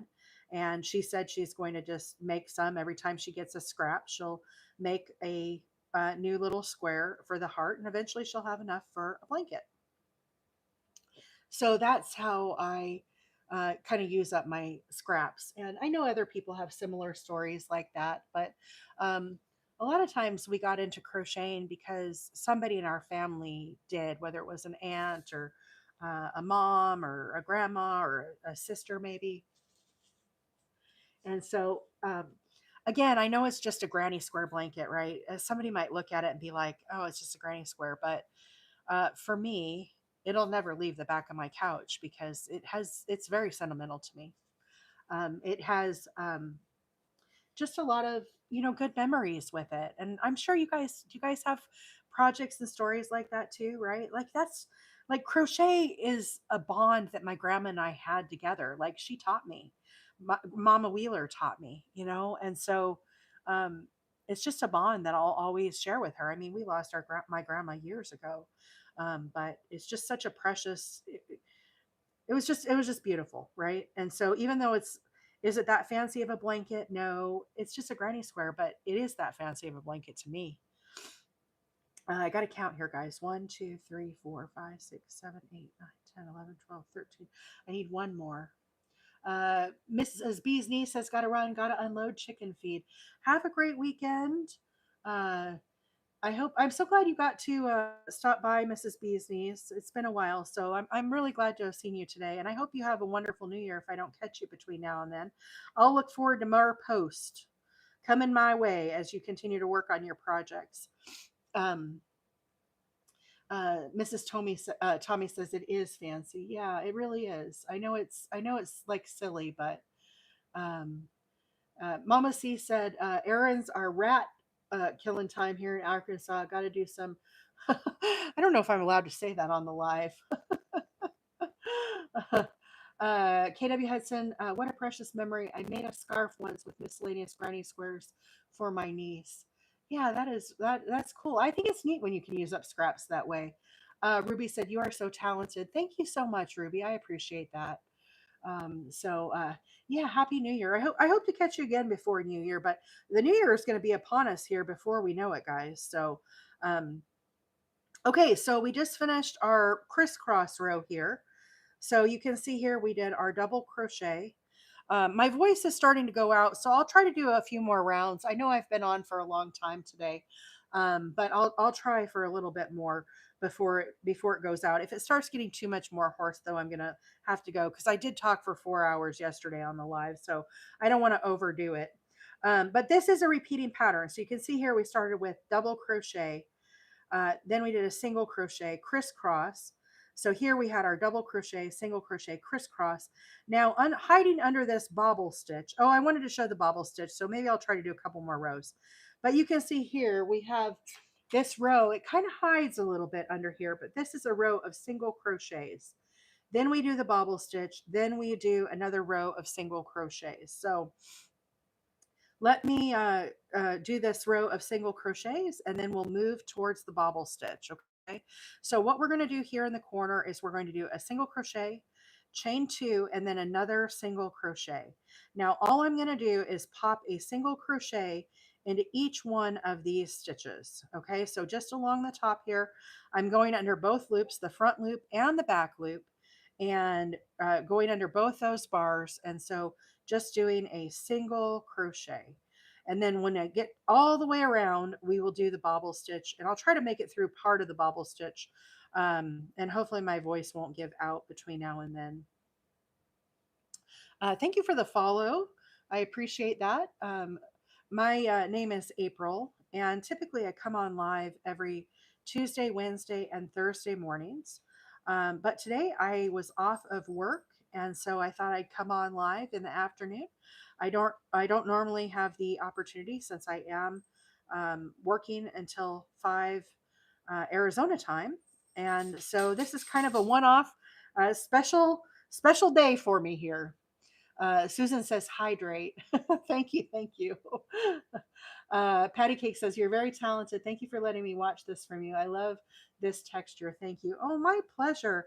I'm glad you got to be here with us, Patty Cake. I appreciate that. And what a nice, relaxing day. I know a lot of us didn't have to work today. So um, normally my office would be open Thursday and Friday after Christmas, but my boss, all of a sudden, he said, let's close. Let's be closed after Christmas. Any arguments? And I said, I do not have any arguments. I'm good with being closed, no problem. Along with all the other staff at our office. So I'm sure you guys know that feeling. Shauna says, I'm listening while I'm crocheting. Patty Cake said it's cold and raining outside. That's the best thing to do. Sit back and stay warm and crochet. No kidding, especially when it gets cold. A lot of us suffer from arthritis, and boy, that cold, I don't know about you all, but it sure gets me every time. So if it's cold, I try to stay snuggled up. That's why I crochet with my blankie on.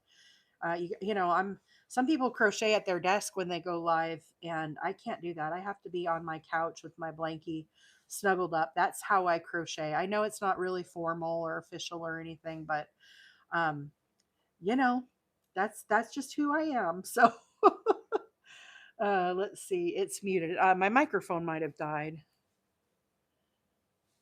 Uh, is the mic working? Anvil, is the mic working? It says it's muted. I don't know what's muted.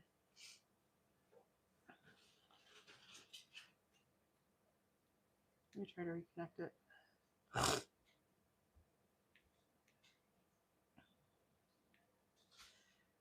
Is that better? I don't know if it got. Oh, Mama C said I can hear you. Can you guys hear me? I rebooted it. Maybe YT needs to be rebooted.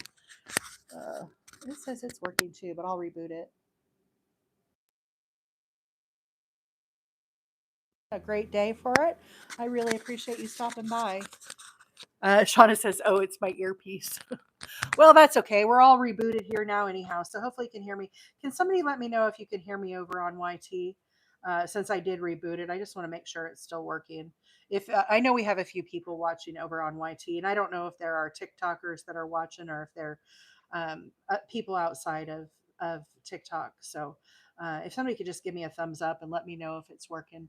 Um, that would be great, but minor technical difficulty. So this row here, all I'm doing is a row of single crochets all the way around. So I'm trying to go fast on this, and we'll move over to the bobble stitch, which is a little more fun. Let's see. Kathleen said cold is awful for people who have arthritis and other muscle aches. Yeah. Um, so I have rheumatoid arthritis, and boy, I'll tell you, if I get out in the cold, I get the worst flare ups. I don't know why, but it can really send me into a spiral, and then I'm hurting for a couple days, until I can kind of break it. But man, it really can do a number on me. So I feel you guys. I know exactly what you're talking about. Let's see. Shauna says mine. Oh yeah. uh, no problem, Shauna.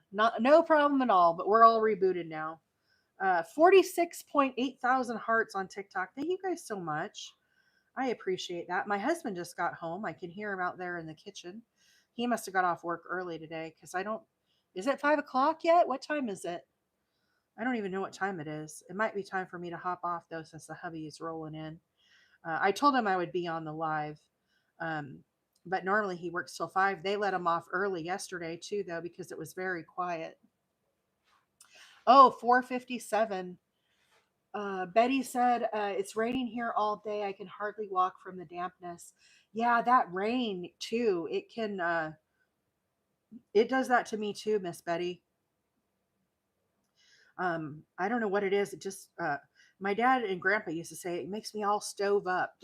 I don't know. I don't know if that. I don't know where that saying comes from, but they would be all stove up. And maybe it was my grandpa that said that. My grandpa was born and raised in Arkansas. Well, I don't know if he was born in Arkansas. They were in Arkansas. He may Mama Wheeler would know, but he was in that area. And then my grandma's family is from Kentucky, and so we have. Even though I lived in Arizona, oh, thank you, 3:57 my time.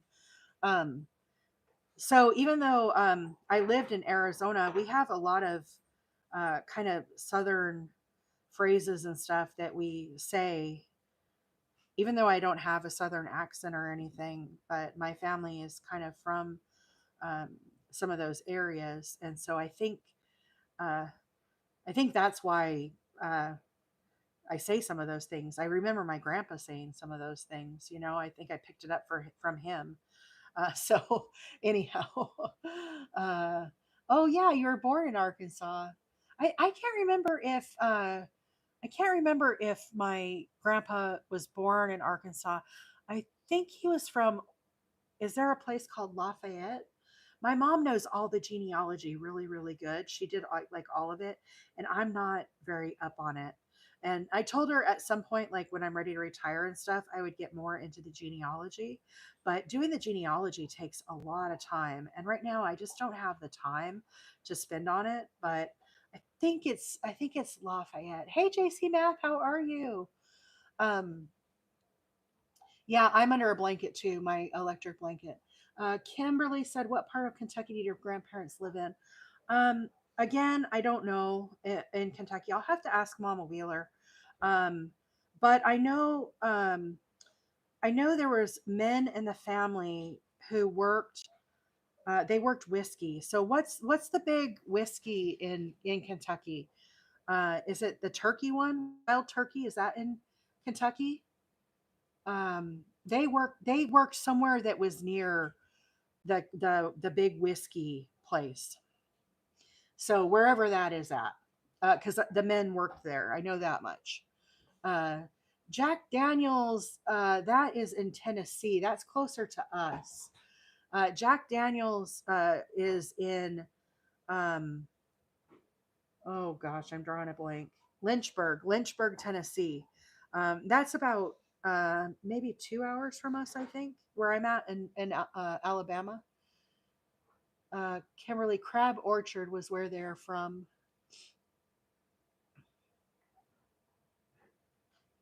How do you know that, Anvil? Anvil knows where my family is from more than me. Mama Wheeler must have been talking about it on the live. Was she talking about it? Is that how you know? Anvil is like so knowledgeable. She's like my sister, you guys. Uh, she pays really good attention. Uh, yeah, the Jack Daniels tour. Shelly says she went there to the tour, and it was amazing. If you ever have a chance, if you're ever in Tennessee, the Jack Daniels tour is really interesting. And I've done the one in. My husband and I went to the one in. Um, oh gosh, what Chattanooga whiskey. We went through theirs also and did the tasting, and we did. Oh, Mama was asking me earlier. Yeah, so they're from Crab Orchard. I'll have to remember that, but I don't know if I'll remember that. I'm terrible with remembering stuff like that. Um, Thank you, Anvil. That was really cool. Yeah, so that's the area that my grandma's family was from, and then I'm pretty sure. I want to say it was is Lafayette in Arkansas? Is there a Lafayette, Arkansas? I want to say he was from there, but I can't remember. It was like more in the upper like uh northwest corner of oh, Maggie said Chattanooga is near me. I'm only like 50 minutes south of Chattanooga. Maggie, I don't know what state you're in, but I'm very close to Tennessee where I live. So Anvil says we were talking about Berea first, and then she asked me if I knew where Crab Orchard was. Oh, that's cool. I totally missed that on the live. That's why I go back and rewatch all the comments. Thank you, Cindy. She said this is beautiful. Oh, Maggie's in Tennessee. Very, very cool. Yeah, we're close to Tennessee. Paula said I'm in Kentucky, close to Crab Orchard. Such a small world. So yeah, that's where my grandma's family was from. Is Crab Orchard, Kentucky, and so we have a lot of those sayings and stuff in my family. Like I said, I don't have a Southern accent, but my family they were always saying stuff, you know. So anyhow, Susan says I'm in Virginia. Nice, nice. I want to get up to Virginia. So I haven't made it to the Carolinas yet. I want to go to the Carolinas. I've only been so far, I've been to Florida, Georgia, and then up from that, Tennessee.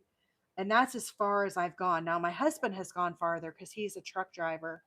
Oh yeah, Fort Smith once. I know they were in Fort Smith for a period of time um, in Arkansas, but I really think he was born in I want to say it was Lafayette, but I could be totally wrong. But I know they lived in Fort Smith for a long time. My grandpa's family did. Uh, yeah, I'm about an hour from Crab Orchard in Casey County. Wow, that's really cool. Isn't it fun to make all the connections? Okay, guys. So, is there anybody here that still wants to see the bobble stitch? I know I promised about the bobble stitch, which is this here. Is there anybody that's still watching that wants to see me do that? Because I'll do a few of them if you're on still watching and you would like to see that. Let's see. Mama C said yes. Claire said, "Is this your own pattern?"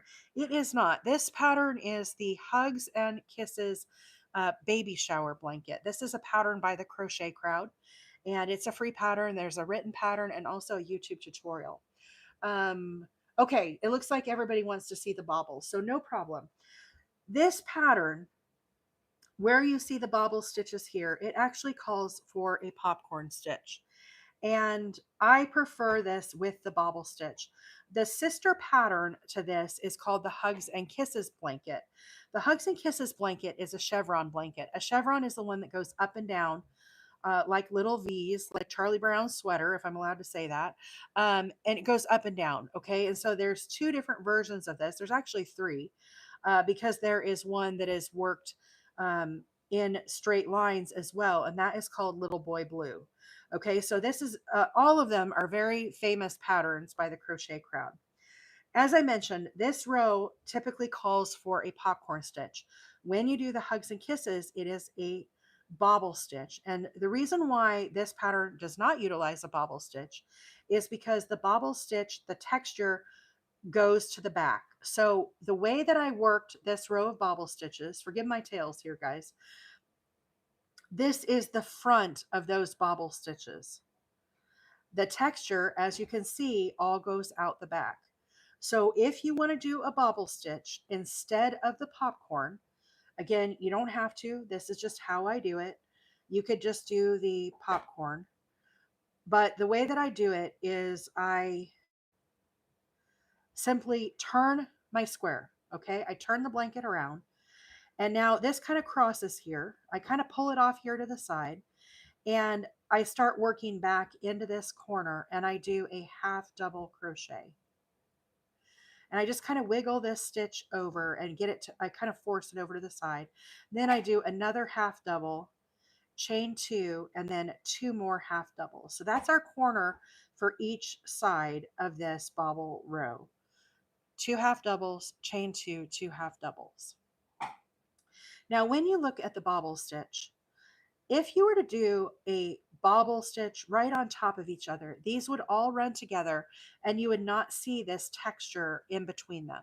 So if I kind of turn it on the side, do you see how there's this space here in between?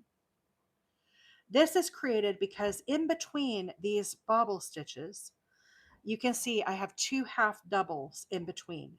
So here's my corner where I did the two half doubles, chain two, two half doubles.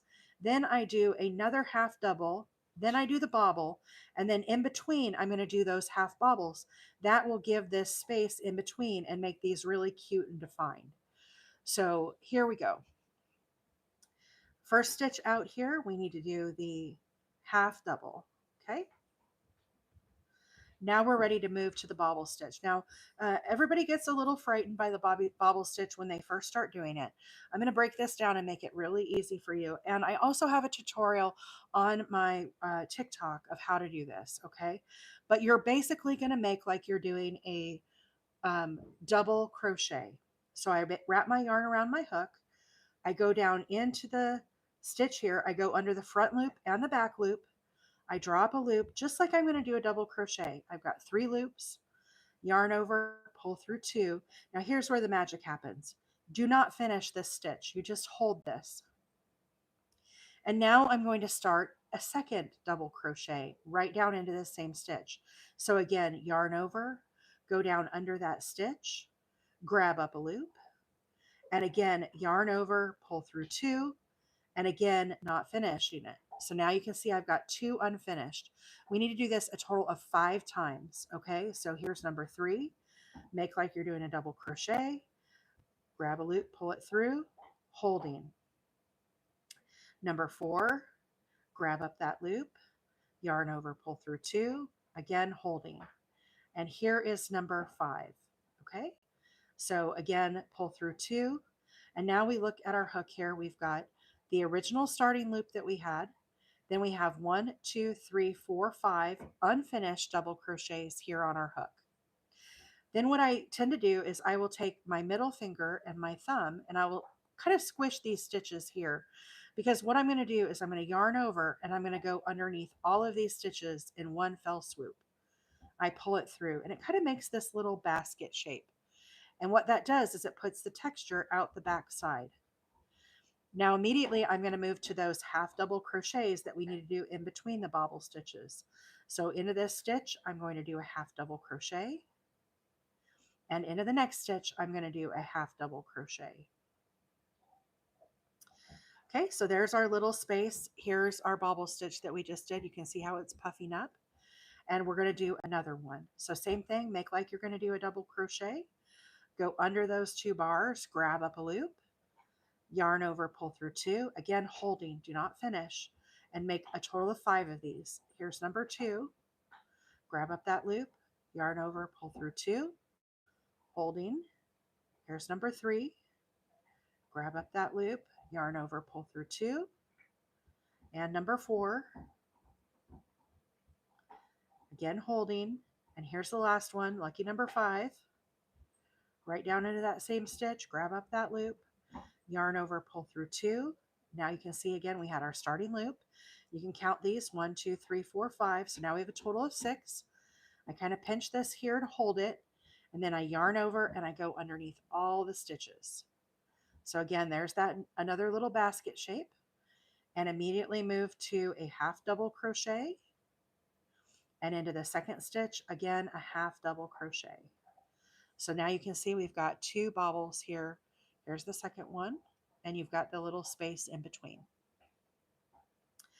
Okay, now we're ready for another one. So again, make like you're doing a double crochet, yarn over, pull through 2, again holding. Here's number 2, yarn over, pull through 2. Here's number 3, again holding, and number 4, pull through 2, holding, and number 5, yarn over, pull through 2. So again, here's our starting loop. Give ourselves a double check. 1, 2, 3, 4, 5. Total of 6. Yarn over, go under all the bars. And now we're immediately going to move to our half double in the next stitch. And here is our second half double. And now again, we're ready to start another bobble stitch. So again, I yarn over, go down into that stitch, grab up a loop, yarn over, pull through 2, holding. Here's number 2. Grab up that loop, holding, number 3, and number 4. And here we have number 5. Again, under 2. Here's our starting loop. Give ourselves a double count on the count. 1, 2, 3, 4, 5. Total of 6. Yarn over and go under all 5, or excuse me, all 6 loops. And immediately move to a half double crochet. And now to the second half double crochet. We're going to turn this over and take a look. Now you can see we've got a total of 4 bobble stitches. If I turn on the side, you can kind of see all the texture. Is there a reason you go between yarn over and yarn over in the same stitch? So here's the thing, Jason. I don't do it correctly. And when I learned to crochet, I learned 40 years ago. And I learned from my mom and my grandma. And we didn't talk about yarn over and yarn under when I learned. And so what the question is, normally if you're not familiar with what a yarn over is and a yarn under is, this is what we're talking about. When you go under the 2 bars here and you go through your work, you're supposed to do a yarn over.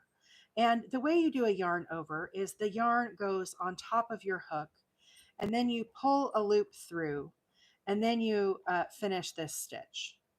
And the way that I do my stitches, and you guys will see me do this, is I go under my bars and then I push my hook through and I grab the loop this way. And this is technically a yarn under. And the reason that you know this is because if you were to turn this, you can see the yarn is coming underneath my hook. And so, um, you know, again, it's just the way that I learned. And to unlearn 40 years to do a yarn over, I don't know that my brain can do that. And so I think here's my theory on it, and everybody can have their own opinion on it for sure. Um, I think as long as I do it consistent, it's one of those things that it's not going to change the quality of my crochet in a fashion that would make it be less beautiful or not as nice of a look. But I am consistent and I do it that way over and over again. And so I think as long as you're consistent and don't change it, I think it's still okay. And that's how I rationalize it to myself because honestly, I don't think you could teach this old dog that trick. I think it would be really hard to change what I've done for all these years in my life. So anyhow, I that's my take on it, but that is why I do a yarn under half the time is because that's just the way that I do it. And I hope that helps to answer your question. Hey, Lefty. Yeah, we came on at 1, and I didn't have to work today. So I just, this is an unusual day. I'm not at work. And so I thought, well, I'll come on live. Uh, Jason, yeah, thanks for the question. It's a great question, and a lot of people ask me about it.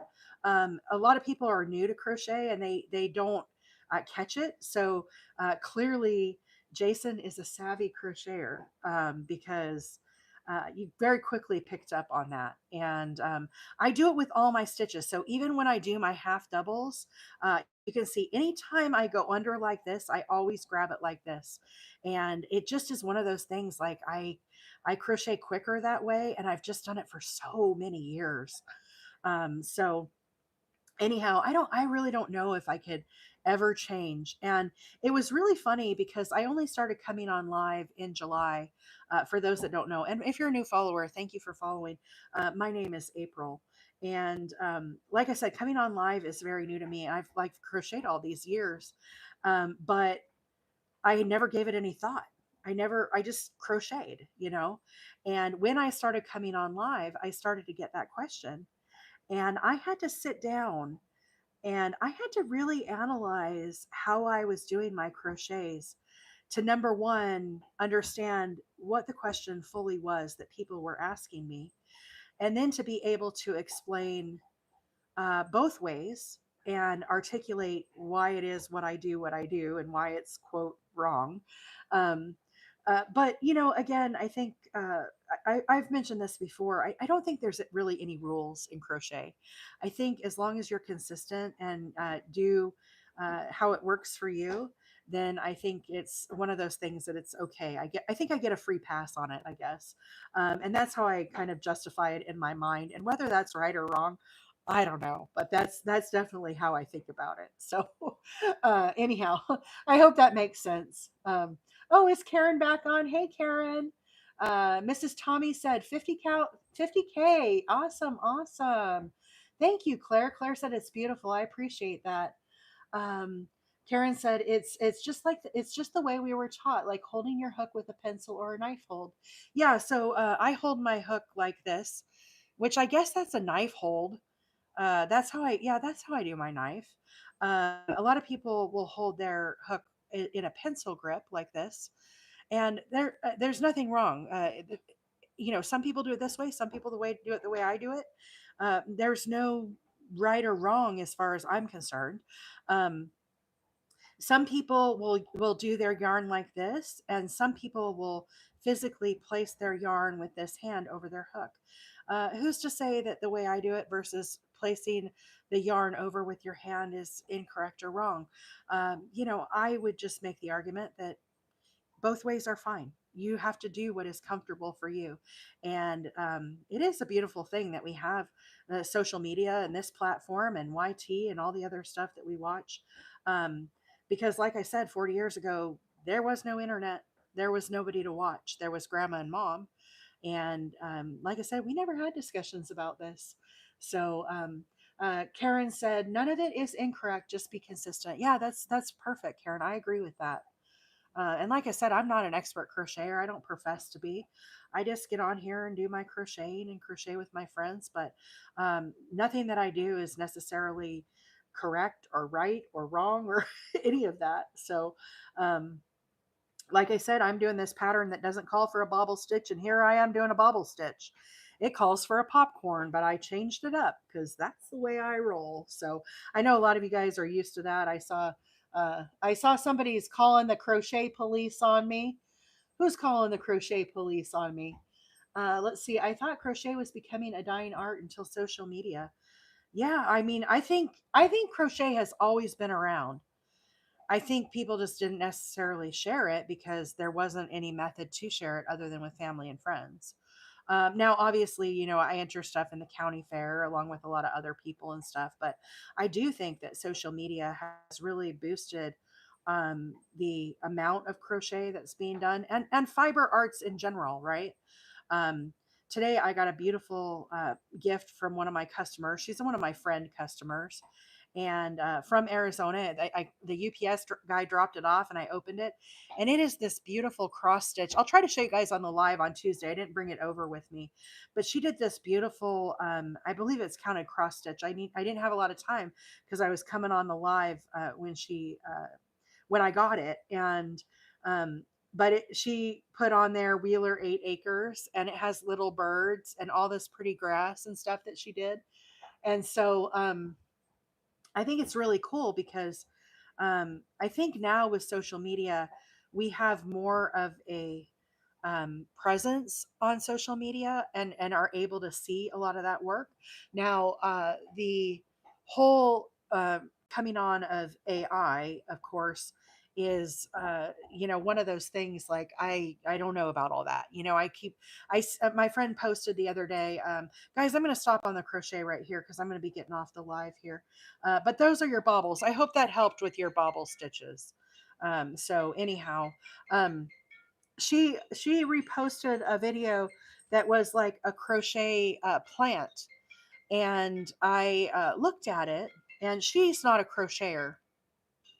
It was a really cool picture, but it wasn't real. It was AI, artificial intelligence, and so it is one of those things like now we have that to compete with, right? All these beautiful things, but I'll tell you, you guys saw me make it. This is real. This is not AI. Live and in person. Well, maybe not in person, but live today on the TikTok. And thank you guys all so much for the follows. I really appreciate it. I enjoyed meeting all of you. 53,000 likes today. Thank you guys so much. I hope you all have a fabulous weekend. I am going to be on Tuesday morning again on the live, same time, 7 o'clock Central Time. If you want to come on, I'm going to be working on the pink baby blanket. I can't remember what I called this thing. Um, I can't remember. But this stitch is the, oh, I'm drawing a blank. Spiked sedge stitch. Spiked sedge stitch. Okay, so we're going to work on the spiked sedge stitch for those that want to learn on Tuesday. This is my first time making this stitch, but it's really fun. I'm really enjoying it. This texture is on both sides. Okay, so that's going to be on live on Tuesday. Yesterday we did the hearts. Okay, so the Valentine squares, the tutorial is on TikTok. If you did not have a chance to stop by the live yesterday and you want to make the Valentine squares, it's a great scrap buster. If you've got scraps, you can do up your little hearts and the colors. I did all these. Now, these still need to be outlined in white. But I made all these squares this morning, all different colors, whatever I kind of had in the scrap basket. And so this video, I have released the full tutorial if you want to check that out. And anyhow, I hope you guys all have a fabulous weekend. Uh, my orange cat said your stitches are so consistent and beautiful. They could be IA. Oh, thank you so much. I appreciate that. I really do try. I'm kind of that way, but like I said, I've been crocheting a long time, and I like to be consistent. So, but today has been really a lot of fun. This is one of my favorite blankets. So, I hope you guys have enjoyed it, and I hope you guys all have a fabulous weekend. Yes, thank you to our mods, Anvil and Gen X.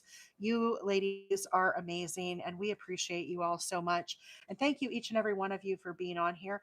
And I also wanted to say just again, Thank you guys, everyone who is on the live with me on Tuesday, um, with the loss of my father on Saturday, and just showing all the support and love. You guys really made a difference in my life this week when it's been so hard. And I don't want to talk about it because I'm going to get all choked up again. But I am missing my daddy today. And I really appreciate all the love. So thank you all so much. Thank you for supporting me. Thank you for supporting each other. I will see you next week. Bye for now.